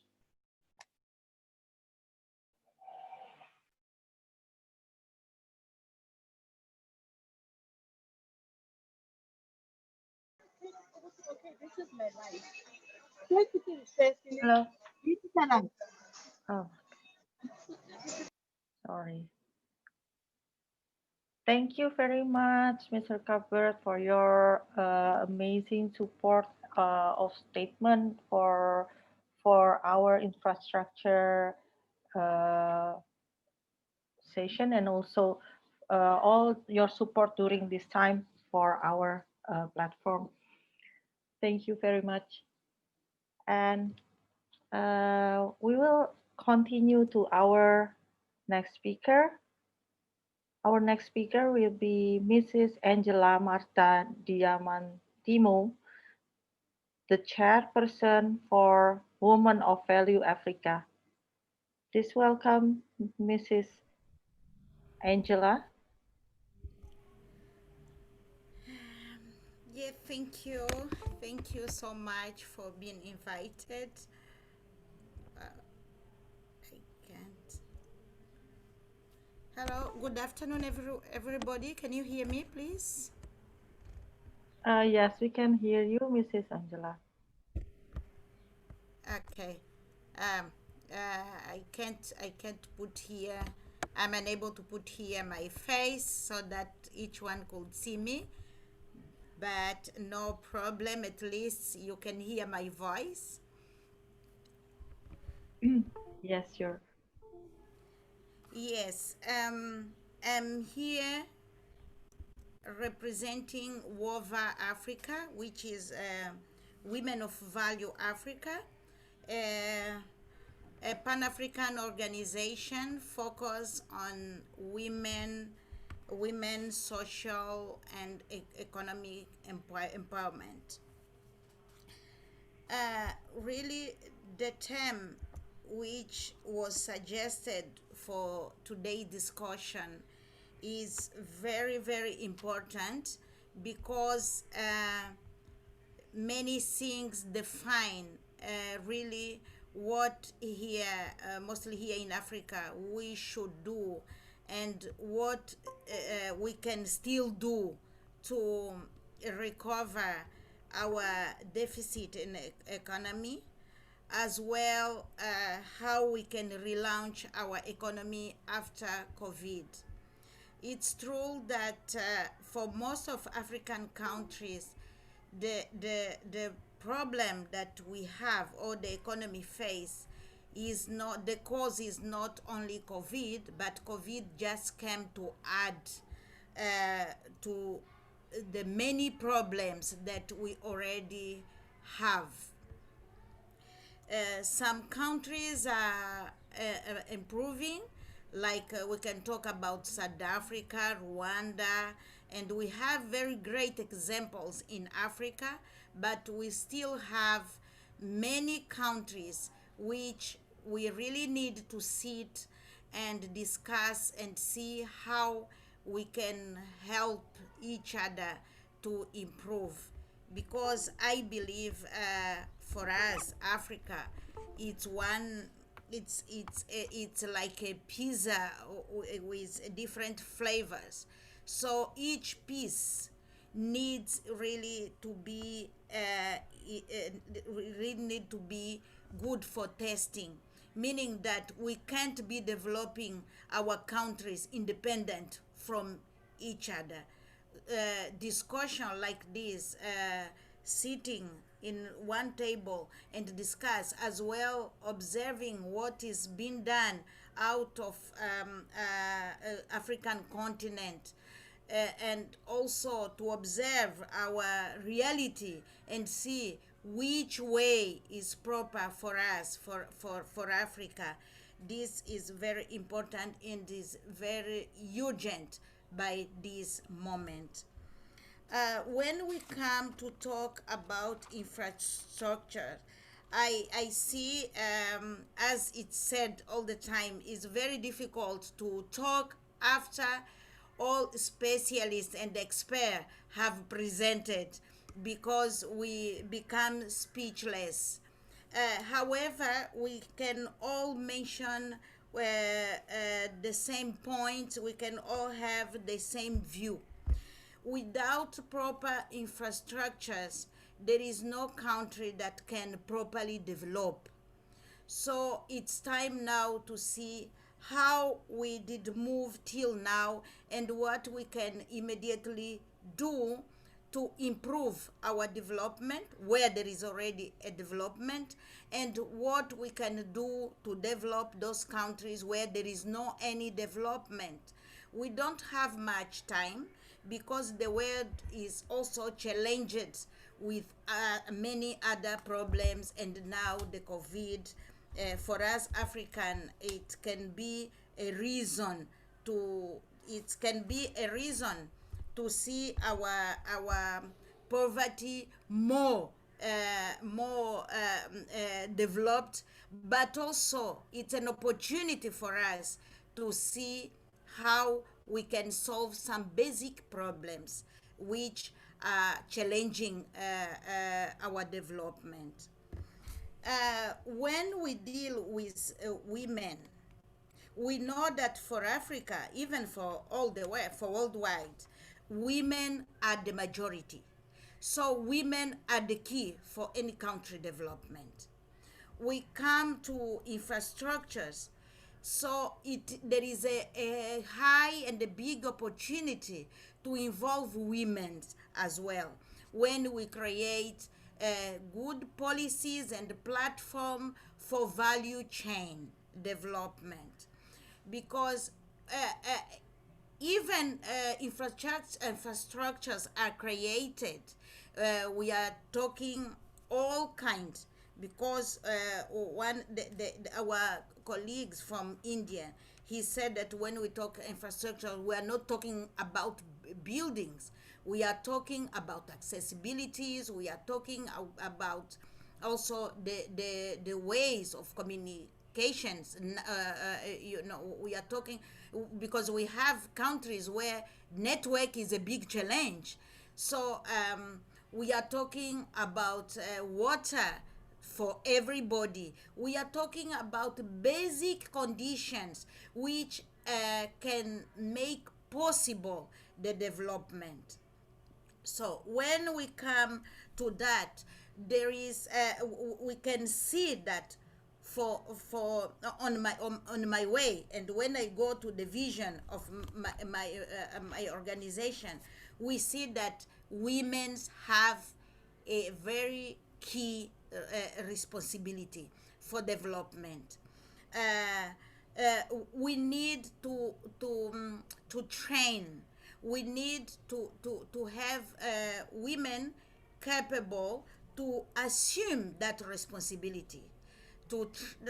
We need to invest on the skill capacity building, skills transfers. All these we offer the sustainability to maintain all infrastructure that have already created, because most of the major things we use to observe, sometimes infrastructures are there, but we face problem with its maintenance, the continuity of those infrastructures, meaning that it's not only creating and building.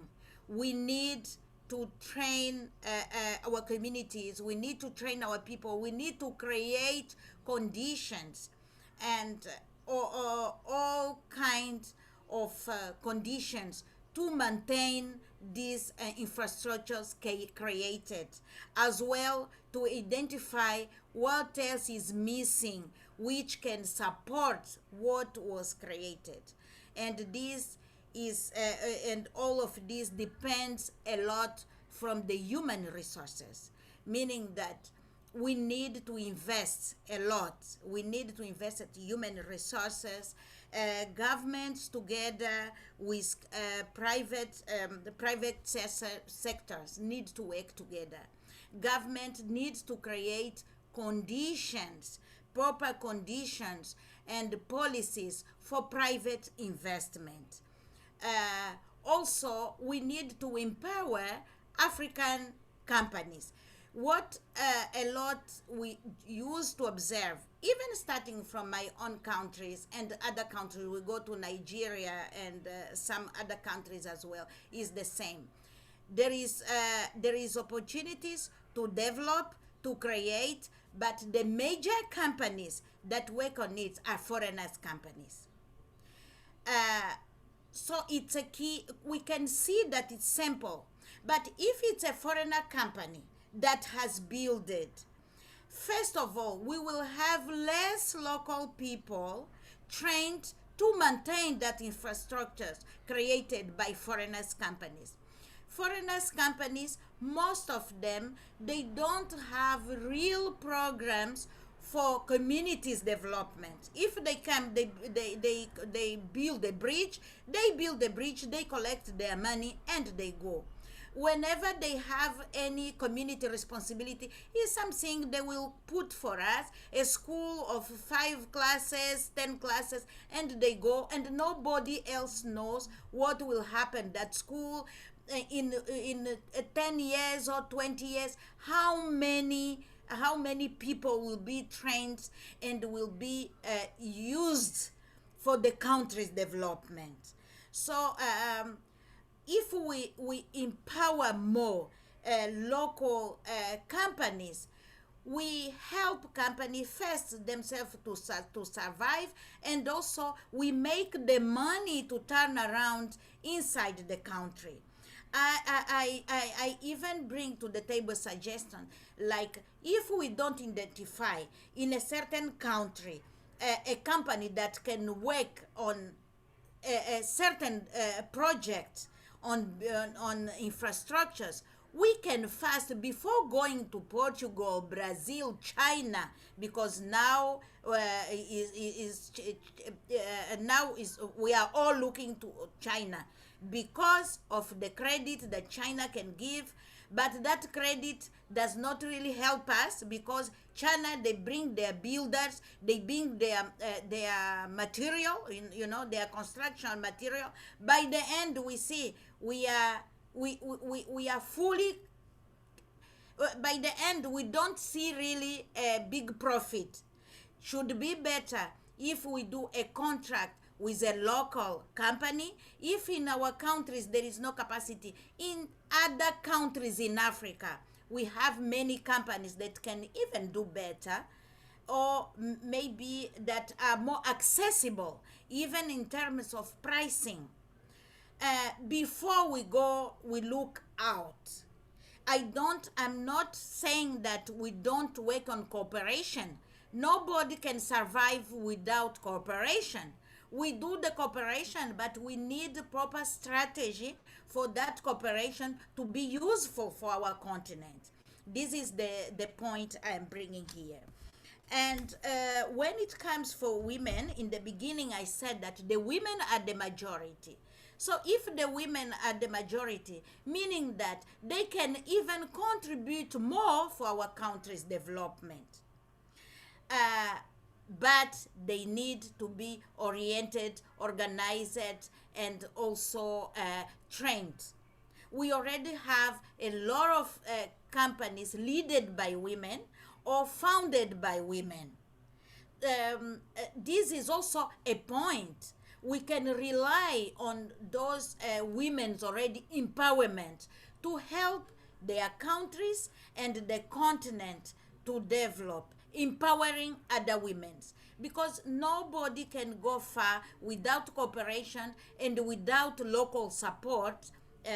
This is the point, meaning that if I can resume all I said, because I want to avoid to talk on the technical things here in that discussion. We already had a lot of insights related to the technical view on that topic, but I want really to focus on women resource, on HR. HR is the key for all development, and if we don't really invest them, and it's expensive to have a proper human resource capable to develop countries. That's why we African, we import a lot, because we think we don't have them inside our countries. But if from now we start really investing them, it won't be a big challenge, and even we can gain more on cooperation and collaboration with other continents, with other countries, because they will bring what we don't have. They will add to what we have. We can learn from them, but also we will have a relationship of knowledge, sharing knowledge. This is what we need. This is the condition that Africa needs to create from now.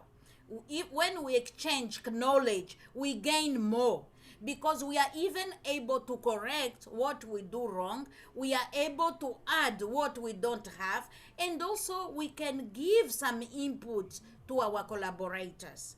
This is the focus.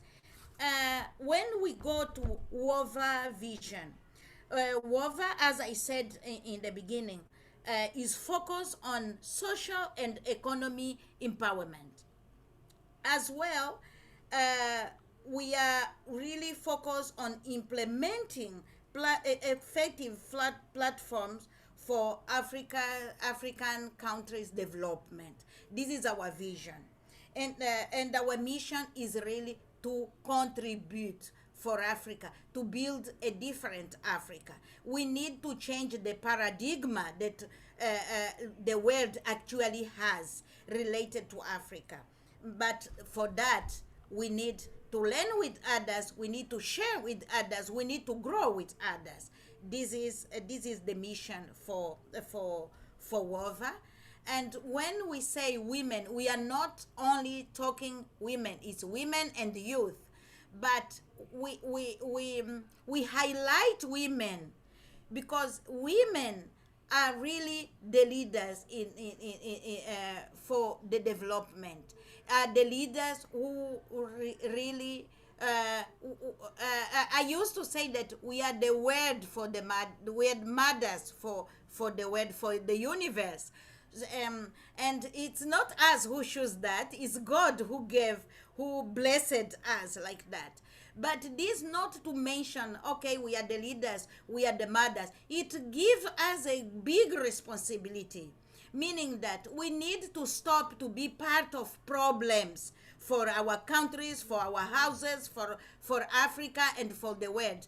We have and we want to be part of solutions. We need to bring solutions. We want to bring solutions because we have some solutions. So we need to sit together and bring on table those solutions. We can't just be sitting complaining and claiming for our rights for women rights on that, women rights on that. Yes, but we also have responsibilities. We have our rights, we have also our responsibilities, our obligations. For that, I really thank you, Rebecca, who did invite all of us, and also our moderator, Julastina. And also I acknowledge all presence, everybody present here. I don't want to go, I'm not controlling my time, so I don't want to go through all names, but just to say that all of you, you did great presentations. It would be good if that forum we could have 300 or more people, because what was discussed here is very important, and there is already some solutions for some of our government, for some of our cooperatives and associations as well. This is what I had to say. I thank you so much for being invited, and I'm here for any question and any clarification. Thank you so much. Thank you very much, Mrs. Angela, for your excellent explanation about the FOFA and also the women collaboration and local support in infrastructure sector in Africa. Of course, we will engage you more in our future session.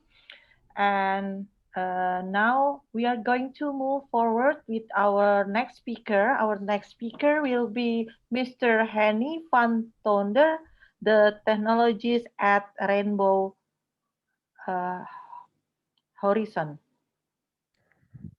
We welcome you. Afternoon, morning, evening. I just want to make sure that everyone can hear me. Yes, yes, we can hear you, but we cannot see your face. It will start just now. Oh, How yeah. about that? Yes, it's better.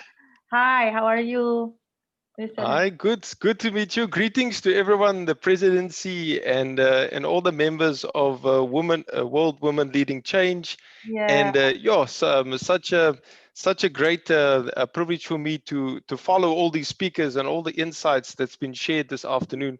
I think I have so much to think about. I have so much to ponder about. I almost like forgot. I still have to present it. It's been such a privilege being invited to this forum and to share a few ideas and opportunities with you this afternoon. Okay. I have a presentation and a few slides that I will share, and just for bandwidth purposes, I will just be deactivating the video. Is that Okay. fine? Okay, thank you, Mr. Henny. Thank you so much.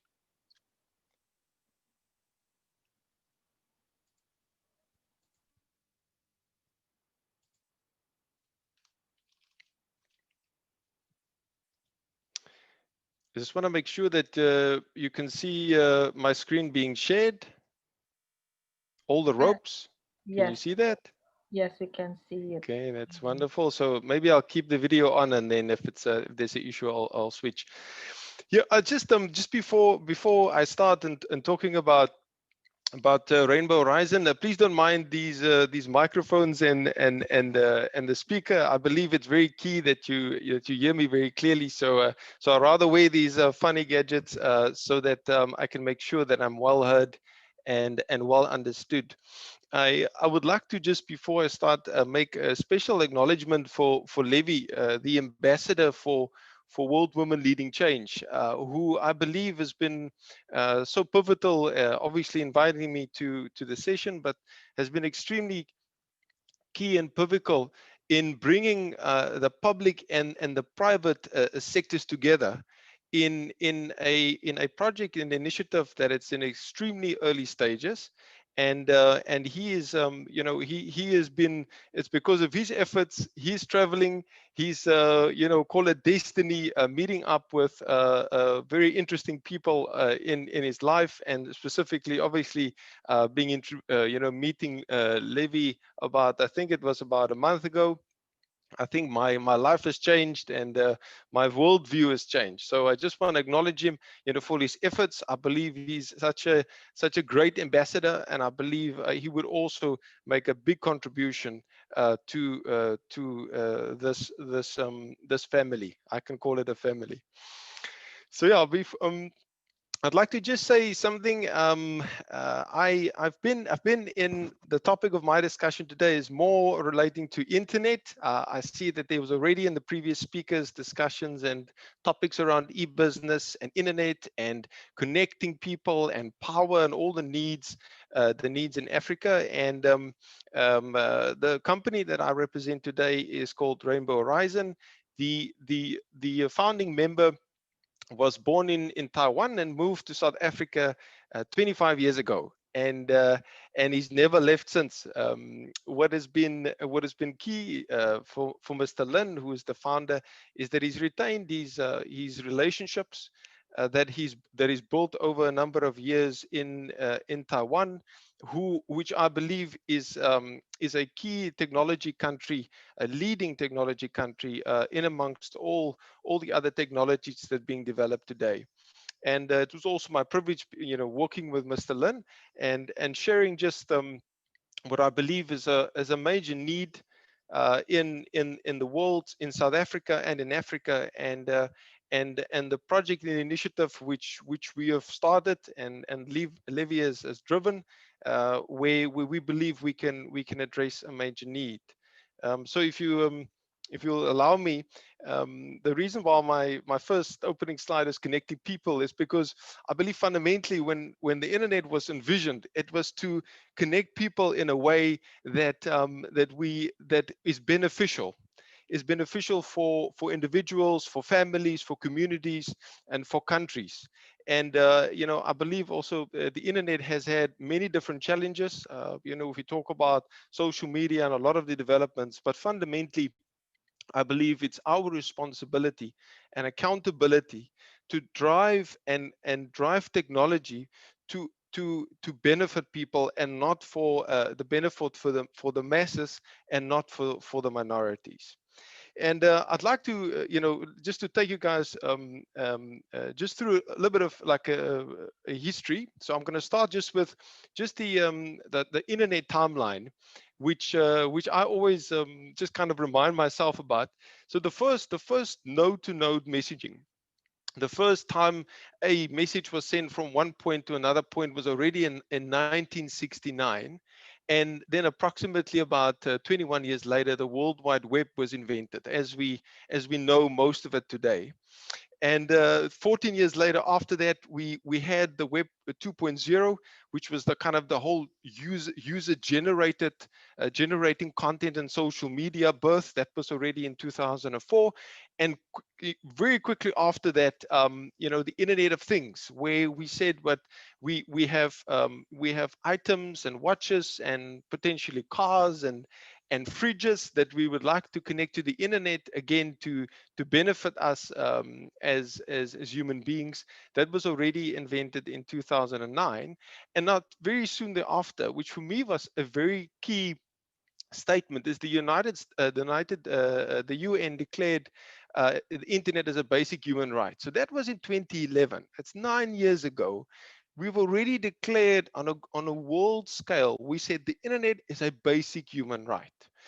So fast forward from there, 2020, we've got estimated 31 billion devices connected to the internet. It is an enormous amount of phones and devices and laptops, and like we're doing today, and you know, has enabled us to be able to do what we do today quite amazingly.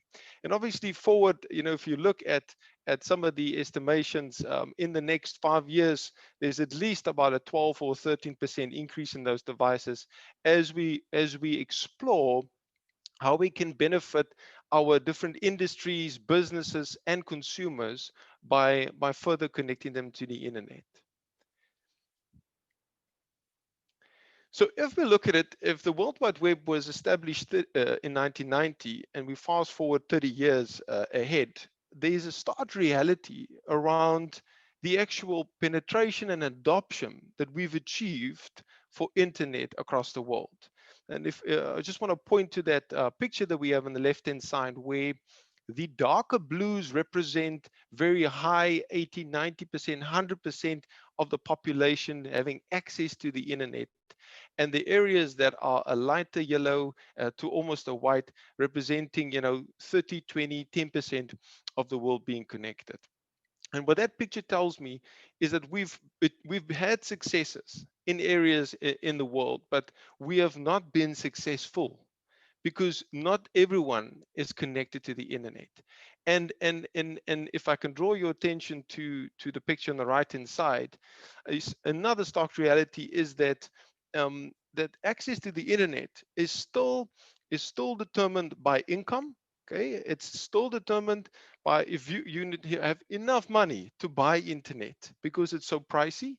And secondly, if you look at the distribution between rural areas, towns, and cities, we can still see there's a big difference in how successful we've been by rolling out the internet in different geographical areas across our countries and across the globe. So what are the real challenges? And I'm going to just focus on two main things. I'd like to kind of group it together to talk about what I call the rural problem. So why in our rural areas do we not have internet? If we've had 30 years to develop and deploy the internet, and we all know the benefit of having internet access. And I mean, all the speakers have touched on a multitude of these elements already. So why have we not solved it? What is preventing us? So some of the key 3 points I wanted to make is, if we look at broadband networks, which is really what brings the internet to people and individuals, it's still very expensive and difficult to build. Secondly, when the private sector predominantly looks at extending their networks, there's just not enough customers, so the ROI and the business case doesn't make sense. And thirdly, where they do manage to provide internet, this internet is not reliable. It is too expensive for the people, where they're providing the internet, or they're providing a service that is throttled and just not good enough for people to extract the value from the internet. The second is, if we look at the urban areas, and this is really the only other area I also want to talk about. Not just do we have problems in our rural area, but we still have a fundamental problem when it comes to coverage in our urban areas. And I know that that there are some terms in here that refer to some technologies. Some of these might sound familiar, some of them won't. But I think next year I definitely would like to unpack a little bit more. But what I'd like to share here is typically a problem that I still staying in I would call it a town. Having you're probably 20,000, 30,000 people in this town. I've been working from home. I've been privileged enough to have like an LTE. It's fairly expensive, but I've been privileged to be able to afford it. But if I need to travel or work with somebody else, when I leave my home, I don't have internet. I can't make a call. I have to make sure that I've got enough data on my phone. Then I go to like a coffee shop maybe. And when I get in there, I've got Wi-Fi. Their Wi-Fi is not reliable. There's a lot of people using it. So when we move between areas in our urban area, we still have a lot of what I call dead spots, where there is no coverage. And you have to switch between your Wi-Fi at home and then the 3G and the 4G, and you forgot to put data on, and then you can't buy because you forgot your password of your internet password. So when we talk from a urban problem point of view, there's still a lot to do around getting just think of it, if we can just get a network where there's a signal, and it doesn't matter if you're in your car, if you at the airport, at the coffee shop, if you're in Checkers buying food, and obviously Checkers is South African grocery store. But if we can build a uniform single network that fills the gaps, not just in the rural areas where there's no access, but also in our urban areas which also drives a lot of our business and welfare, that it becomes easy to access the internet. So and this is really what I'll be kind of focusing on and ending off on is, so you must say and ask me, Annie, what is the solution then? Because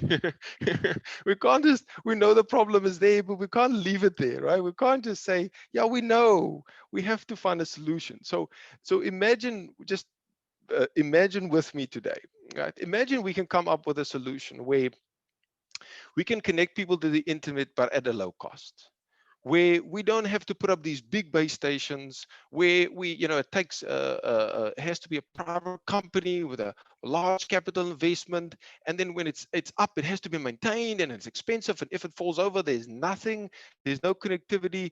Imagine we could deploy something that is smaller, easier to deploy. We can train people in rural and in urban areas. You don't have to be a network engineer certified by some large corporation. Something where you need very, very basic skills, almost like installing a DSTV or a terrestrial TV dish, and in something that we can almost enable a community to build themselves, which can easily expand.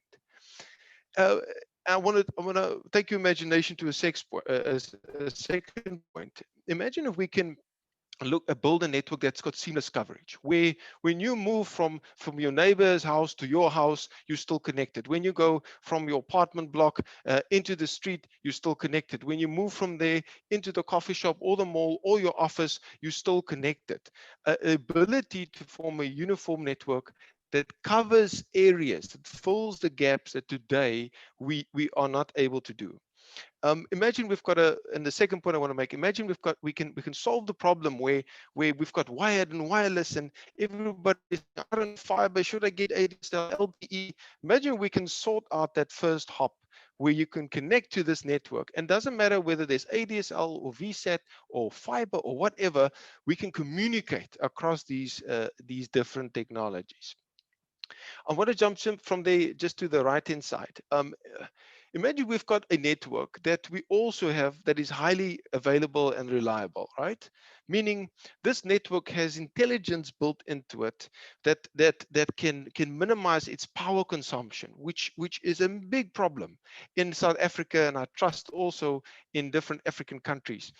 What if this network can be intelligent enough to adjust how it sends its signals so that there's not too much overlap or interference, and that it actually is a seamless network. Imagine we can build a network that is an intelligent network that self-configures, meaning, again, when you put a unit down, this unit can say hi to its neighbors, and neighbors say, hi, do you want to join us? And yes, I want to be part of this community. I want to extend this network. And these units talk to each other and dynamically extend the network as we put new units down.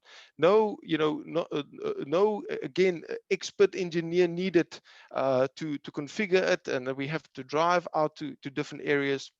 If we can imagine, we can empower local communities and businesses in urban areas, and we can almost mass deliver and build a network. I know I'm sounding very futuristic, but our last point is, imagine we can build that same network is secure and can control access to the network, because cyber threats in this day and age, especially with COVID, where all the businesses has moved online, has moved to the internet. There's such a big risk for business now to being hacked and the information being stolen or being ransomed for very big sums. Imagine the same network that we can build can be secure and make sure that we are not at risk. So after having said all of that, I'd like to just introduce the name. So this technology called SOMAX, which stands for Self-Configured Organic Multiple Access, was a technology that was developed in the early 2000s, and which was not the main trend where all the big organizations and the big cell phone and mobile providers use. They use an alternative technology. And Mr. Lin from Rainbow Horizon was very patient. I believe he was very patient. He was never, he never went big bang with something, and he further developed it as the internet grew. He further developed and started looking at the practical problems that we need to solve and how to solve them, not just to solve one thing, but to solve the real problems that we experience on the ground that prevents us as individuals, as communities, and as countries and continents to not provide access to our people. So I know that I think I'm slightly over my time. I have 3 other slides that go slightly more technical, but I'm going to go extremely quickly through them. So one example here is where you can connect these hotspots via a satellite, and that's how it typically looks today. And you guys can see the orange circles, and ladies, you can see the orange is like the limited coverage area. When we combine our technology with a satellite network, we start covering larger and larger areas with these units, our access points that connect and can intelligently communicate with each other. And when we add in wired networks, terrestrial networks, we can build a massive coverage where our technology can go and run over ADSL or fiber or 4G or LTE. It does not matter. We work with these technologies, but we solve the problem of that first hop I'm saying I need to be connected, and a kilometer from here, a kilometer from here is nothing. I need to drive somewhere to connect. So and excuse me maybe for my passion, but this I am very passionate about this technology and what it can achieve. So I'd like to end off by saying I really appreciate your time this afternoon, and listening to my story about the internet and the real problems that we believe we can face. And I mean, feel free to also reach out to Levi around, just how did he put this together, and how, where are things, and how does he see the benefits, and I hope to really touch base again with all of you next year. Thank you so much. Thank you very much.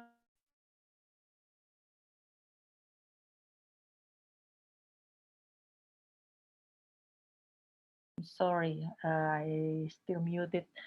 Thank you very much for your excellent explanation about the development of internet in South Africa. It's really opened our mind to see about the situation of the development of internet there. And now we are going to open for the comment, any comment or question for all the participants. And I also want to invite the comment and also uh, word from our president, President Debbie or President Ayla. Okay, thanks, President Tina. Before President Ayla, can we have our sector coordinator, Ambassador Violet? She wants to share some inputs with us. And after her, we can have Ambassador Mbali. Yeah, before President Ayla. Yes. Okay. Good afternoon, everyone. Good morning and good evening. Hello. My name is Violet Madise. I am the sector coordinator for infrastructure, World Women Leading Change, South Africa. And I'm a young professional in the engineering sector. I have my own company, which is called Atang ECR Group. E for engineering, C for construction, and the R for real estate. We do property development as well. For World Women Leading Change, well, I will have to first start by, well, I jumped the gun. Let me start first by thanking President Rebecca Morudu for having me on the platform. And then thank you to all the presidents and all the presenters who presented to us today. Today's presentations were very eye-opening and very insightful. And from World Women Leading Change infrastructure sector, we will definitely be looking forward to engaging the presenters regarding opportunities which are out there for women. Because in the infrastructure sector, we've got companies which are women-owned, and we will really be looking forward to opportunities that unfold, such as the ones that Miss Melanie mentioned, like the mega city in Pretoria and all other infrastructure development projects that will be coming here in South Africa. And with that, I would like to say thank you and looking forward to future and further conversations regarding infrastructure development in 2021. Okay, thank you. Can we have Mbali? Thank you very much, President Rebecca. After the mouthful that my colleague, Ms. Madise, has mentioned, there's not much left for me to say because she literally touched on everything that I wanted to mention. We are definitely grateful for platforms such as this one because they are conversation starters. it's the beginning of relationships going forward, because from the MEC to Ms. Sofia Chen to Mr. Mutwasami, everybody that spoke this afternoon, there are questions that have arisen from their presentations, especially the one of the opportunities that are within their industries and their sectors for women within the infrastructure sector to get involved and capitalize and collaborate and work together. The MEC even mentioned my favorite topic on the continent, the African Continental Free Trade Area. We need to investigate what is it that we can do to collaborate on the opportunities that Mr. Mutwasami mentioned in terms of coming together as the sector on a global scale to bridge the gaps that were mentioned in terms of what it is or where the infrastructure sector is lacking, especially in Africa in specific. Thank you so very much to our speakers for gifting us with their time this afternoon. I wanted to make a special mention for the attendance of His Excellency, our ambassador to Taiwan, Mr. Matsipe, but I see he's logged off. So we'll pass a message to him through President Rebecca to thank him for gracing us with his presence this afternoon. And thank you again to all our speakers. We really appreciate it.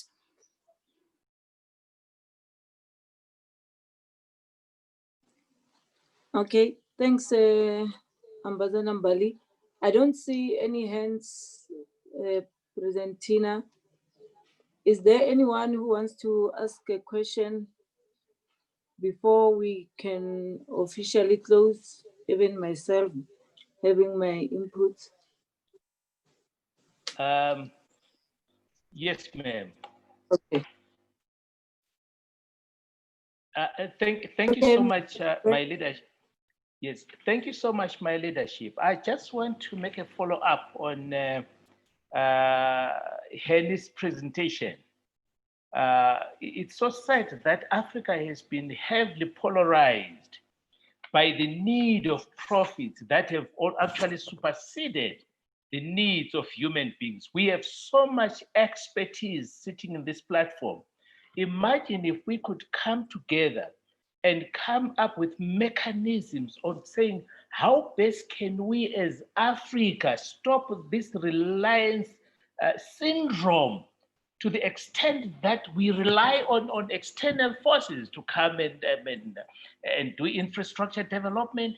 Within the tourism sector, we are saying, let us go to our rural folks, let us go to our townships, let's develop facilities, let's construct infrastructure development there that will benefit our own people. We need to come up with software that will assist our populace, and therefore it will drive the affordability segment so that our people should be able to enjoy and benefit. We need to see a situation where we have our own powerhouses of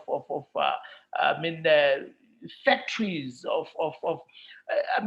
it's high time, and I believe that the COVID-19 that has closed us, all of us, it should really afford us time to rethink, time to redirect our priorities so that Africa should stand on its own foot. Yes, we appreciate those who sympathize with Africa from abroad, but they must not come in and take advantage of Africa, but they must come in and empower us.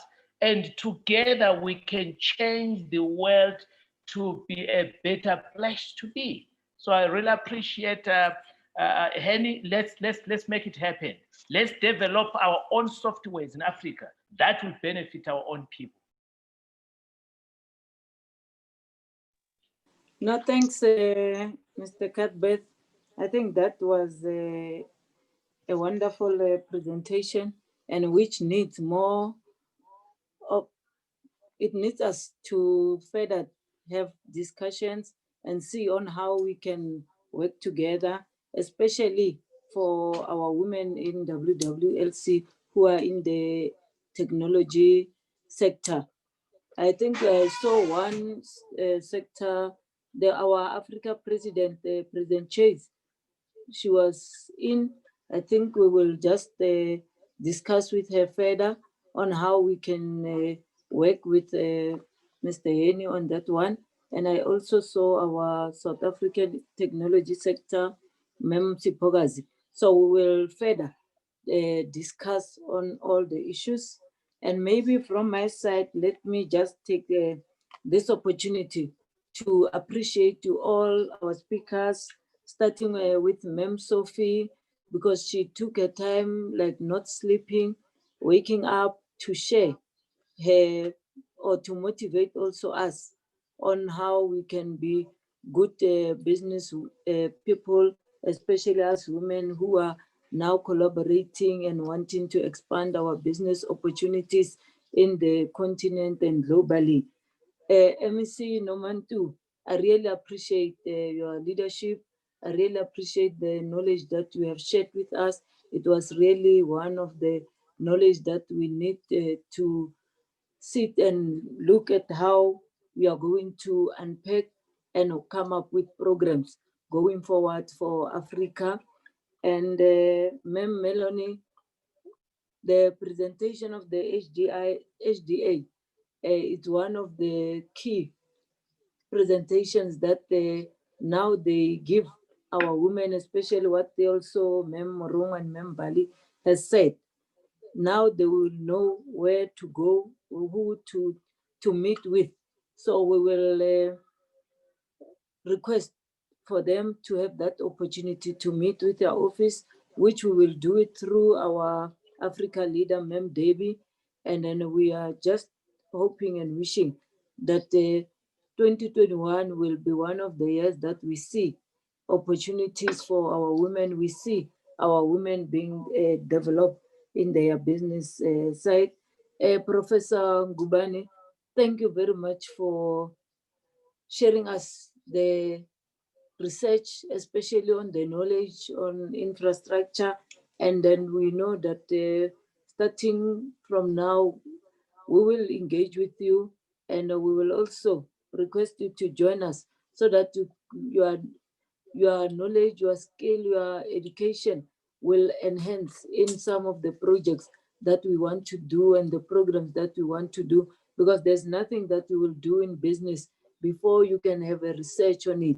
So what you have presented to us, it shows that some of the research things that we need to look at as infrastructure and also in infrastructure broadly. As Shabadan, maybe I will just say to you, just accept if I say Shava, it will be my name and you. I can see that you also work in most of our African countries. After these sessions, I will talk to you separately so that we can see on some of the projects that you are already doing in Congo and other countries on how we can assist the women in those various countries who are in our organization to work with you. And again, also just jumping to what Mem Angela was saying, to say, even if we are this organization, we love to have a collaboration, we love to have investors coming in to assist us in Africa, but we don't want investors to come and leave us without knowing anything. We want to have a collaboration that will bring skills that when anyone who's bringing money to any projects that we are identifying, it will benefit us forever. And the people in each and every country that we will be doing business with, they will remain maintaining and continue working on that business. So which is what one of the issues that when we discuss further to have investments, we will want to have investments that at the end, our people in Africa,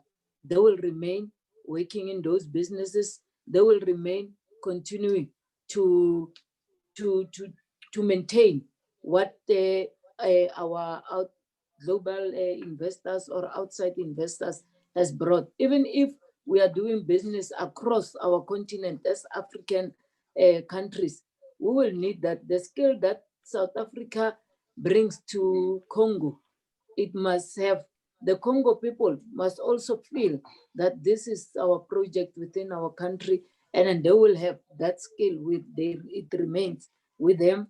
And say, Cuthbert, thank you very much. And I know from our side, we still want to speak with your organization, African Tourism Board, that we want to have an MOU with yourselves. So we will engage more.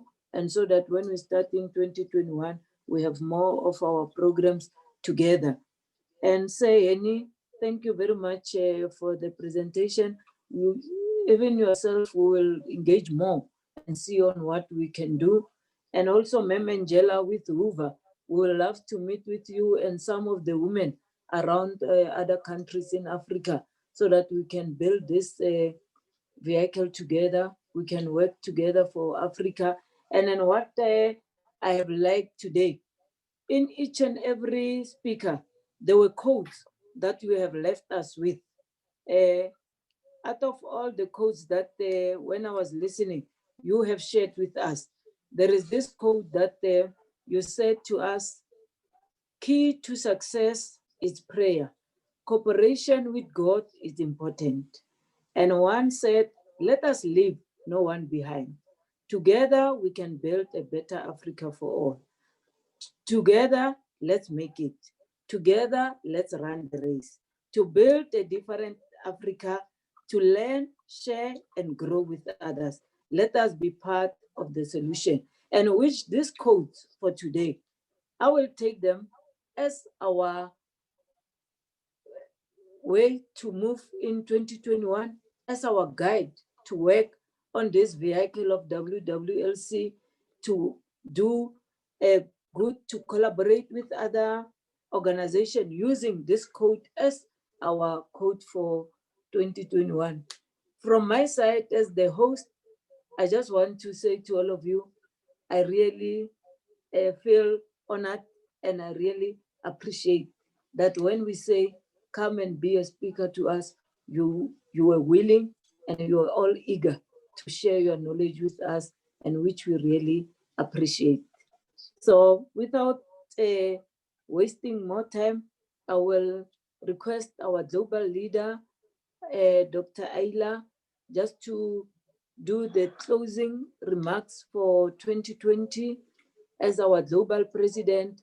And today we want to say to you, President Ayla, if it was not you founding this organization, by today, I wouldn't know Mr. Cuthbert, I wouldn't know Mem Angelo, I wouldn't know Mem Professor Nguban. So every speaker that came since we started these sessions, I'm not sure today whether it's the 270 something or 80 Zoom sessions that we have conducted as WWLC, which has created a family, has created a bond between us, especially in Africa. We now know what can we do as African representatives, and really we appreciate that you have bring us together, and you are in Indonesia, we are in Africa, but we never met each other. But through this platform, you made us knowing each other. We really appreciate, and then with your team, we say, continue to do good, and then you have brought the light, and I will take this light and make it more brighter and brighter. I thank you. President Ayla.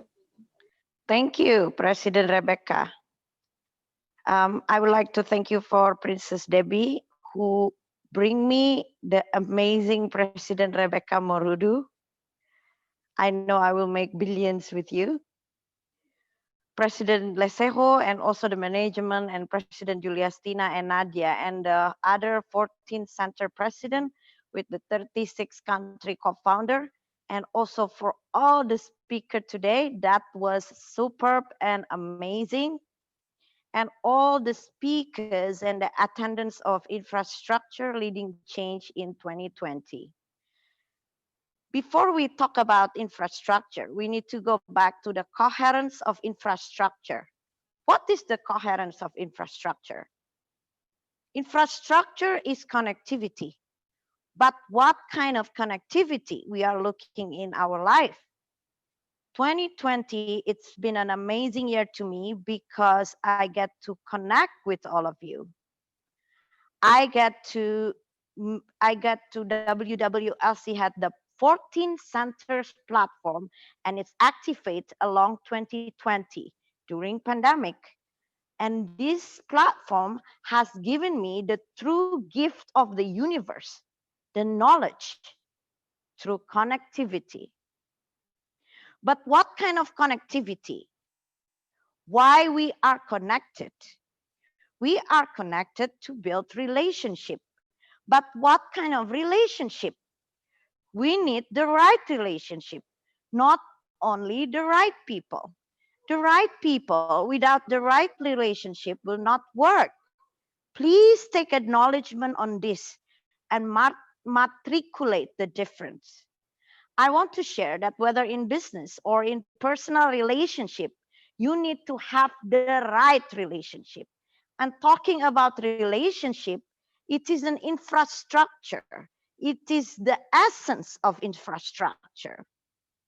Infrastructure is so important for the tools of relationship and connectivity. But I like to go back to my favorite artist of writer. His name is the Bard of Avon, or William Shakespeare. In 15th centuries, he wrote about 154 sonnets. My favorite is Sonnet 16. Sonnet 16 speaks about love, the woman empowerment. It speaks about Milky galaxy that is bigger than you. It speaks about the dream, the fight in the dream, to go around the galaxy like a star. But you need the love.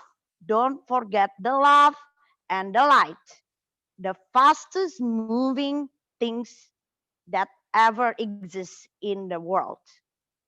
And also our 2021 camp to be the solution on the infrastructure leading change.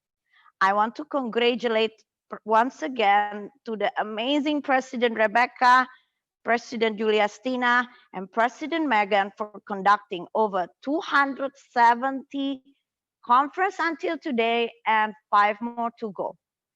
And remember, reach far like the light. Love and light from Jakarta, Indonesia.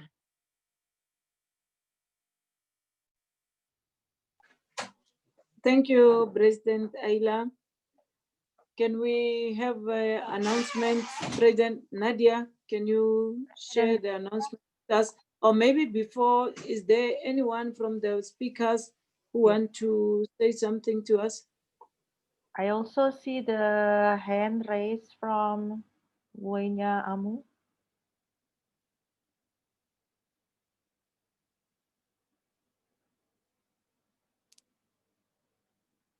Hello. Is no, I see the program as agenda, program director. I just wanted to ask a question. You know, I'm a Secretary General of the University of South Africa. I'm a student of law. I just wanted to ask to our MEC, of course, following the High Court judgment about the PEE in South Africa, how has it affected women in the country? What is the reaction of women in the country based on that ruling of the court? And again, what was the role of their government in ensuring that we have infrastructure for a female student in the country, given the fact that we are also in our country facing another pandemic, which is gender-based violence. What kind of infrastructure are they willing to give to our students in the future? Thanks very much.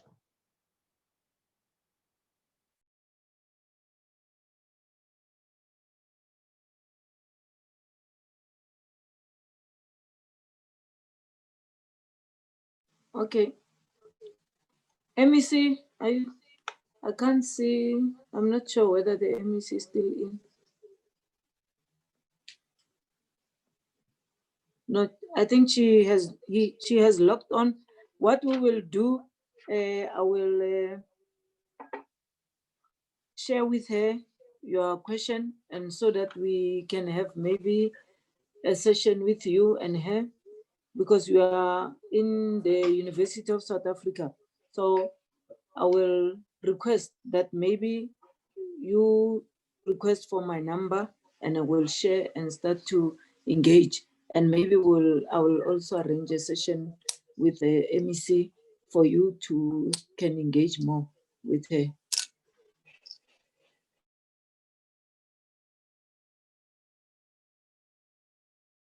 Presentina, is there any other hand? I don't think so, but we still welcoming anybody who wants to make any comment before we closing with the prayer again, and we have our song. Is there any comment from the participant or from the other president or from the speakers? Can move. I think we can move for the announcement. We are now on the 3 hours. We thought we will take only 2 hours. So Okay. now, yes. Okay, we can move to the announcement. President Nadia.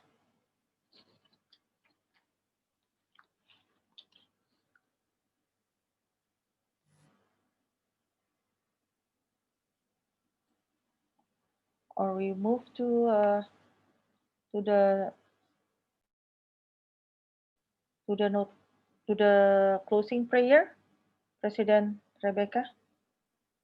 Yes. Can we request Ma'am Sophie to close the session with a prayer and also bless us for the year?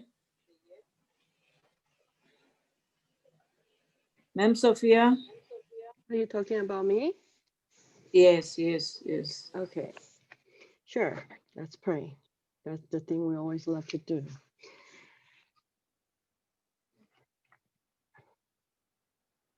My dear Father in heaven, thank you so much to being with us for these 3 hours.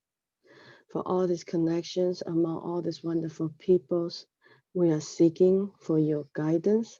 We're seeking for your wisdom, for your kingdom to come among us with your joy and love. Through our actions, through our connections, will bring the change into humanities, into the kingdom, not only in your kingdom, but also the benefit to Africa, to the Africa people, to the youth, to the next generations, the blessing to the kingdom and to the nation of Africa. Oh Lord, thank you so much for us being in the meeting with your presence, with all your blessing. With Jesus Christ's name I pray. Amen. Amen. Thank you very much, Sophia, for your kind blessing and word of prayer. Thank you. Okay, this is the I announcement. wish the best for everybody on this meeting, and thank you so much for having me in the meeting. I'm looking forward to hear from you guys with all the good news and all the wonderful developments. Thank you very much. Thank you very much, all the participants. See you next year. God bless us all. Stay in health and love and light from Indonesia for you all. Bye-bye. Good evening. Thank you. Goodbye. Thank you. Good morning. Thank Can you, you everyone. like our Facebook page, subscribe to our YouTube channel, and you can download our Google Play. Yes. Okay. Thank you. Thank you. See ya. Okay. Bye. To our closing song. We are the woman leading change, leading change. We are the woman leading change, leading change. We are the woman leading change, leading change. We are the woman leading change for our people, for our countries, for everyone in the world. Love, peace, needed in this world, endurance, needed in this world, forgiveness, needed in this world, unity, needed in this world. Yes, African woman leading change, Antarctican woman leading change. Yes, Asia woman leading change. Yes, Australia woman leading change. Yes, Europe woman leading change. Yes, North America. Yes, South America. Woman leading change. Kalirato fella. Kalirato fella. Woman leading change. Kalitabo fella. Kalitabo fella. Woman leading change. Gotando pella. Gotando pella. Woman leading change. Yes, Indonesia. Yes, Ayla. Yes, Ayla. Woman leading change. Yes, Indonesia. We thank you, World Woman leading change. Thank you. Thank you very much. Thank you very much. Thank you. Love you all. Have a blessful 2021. Bye-bye. Thank Okay, you. bye. Thank you. Bye. Bye-bye. Love and light. Goodbye. Goodbye, everyone.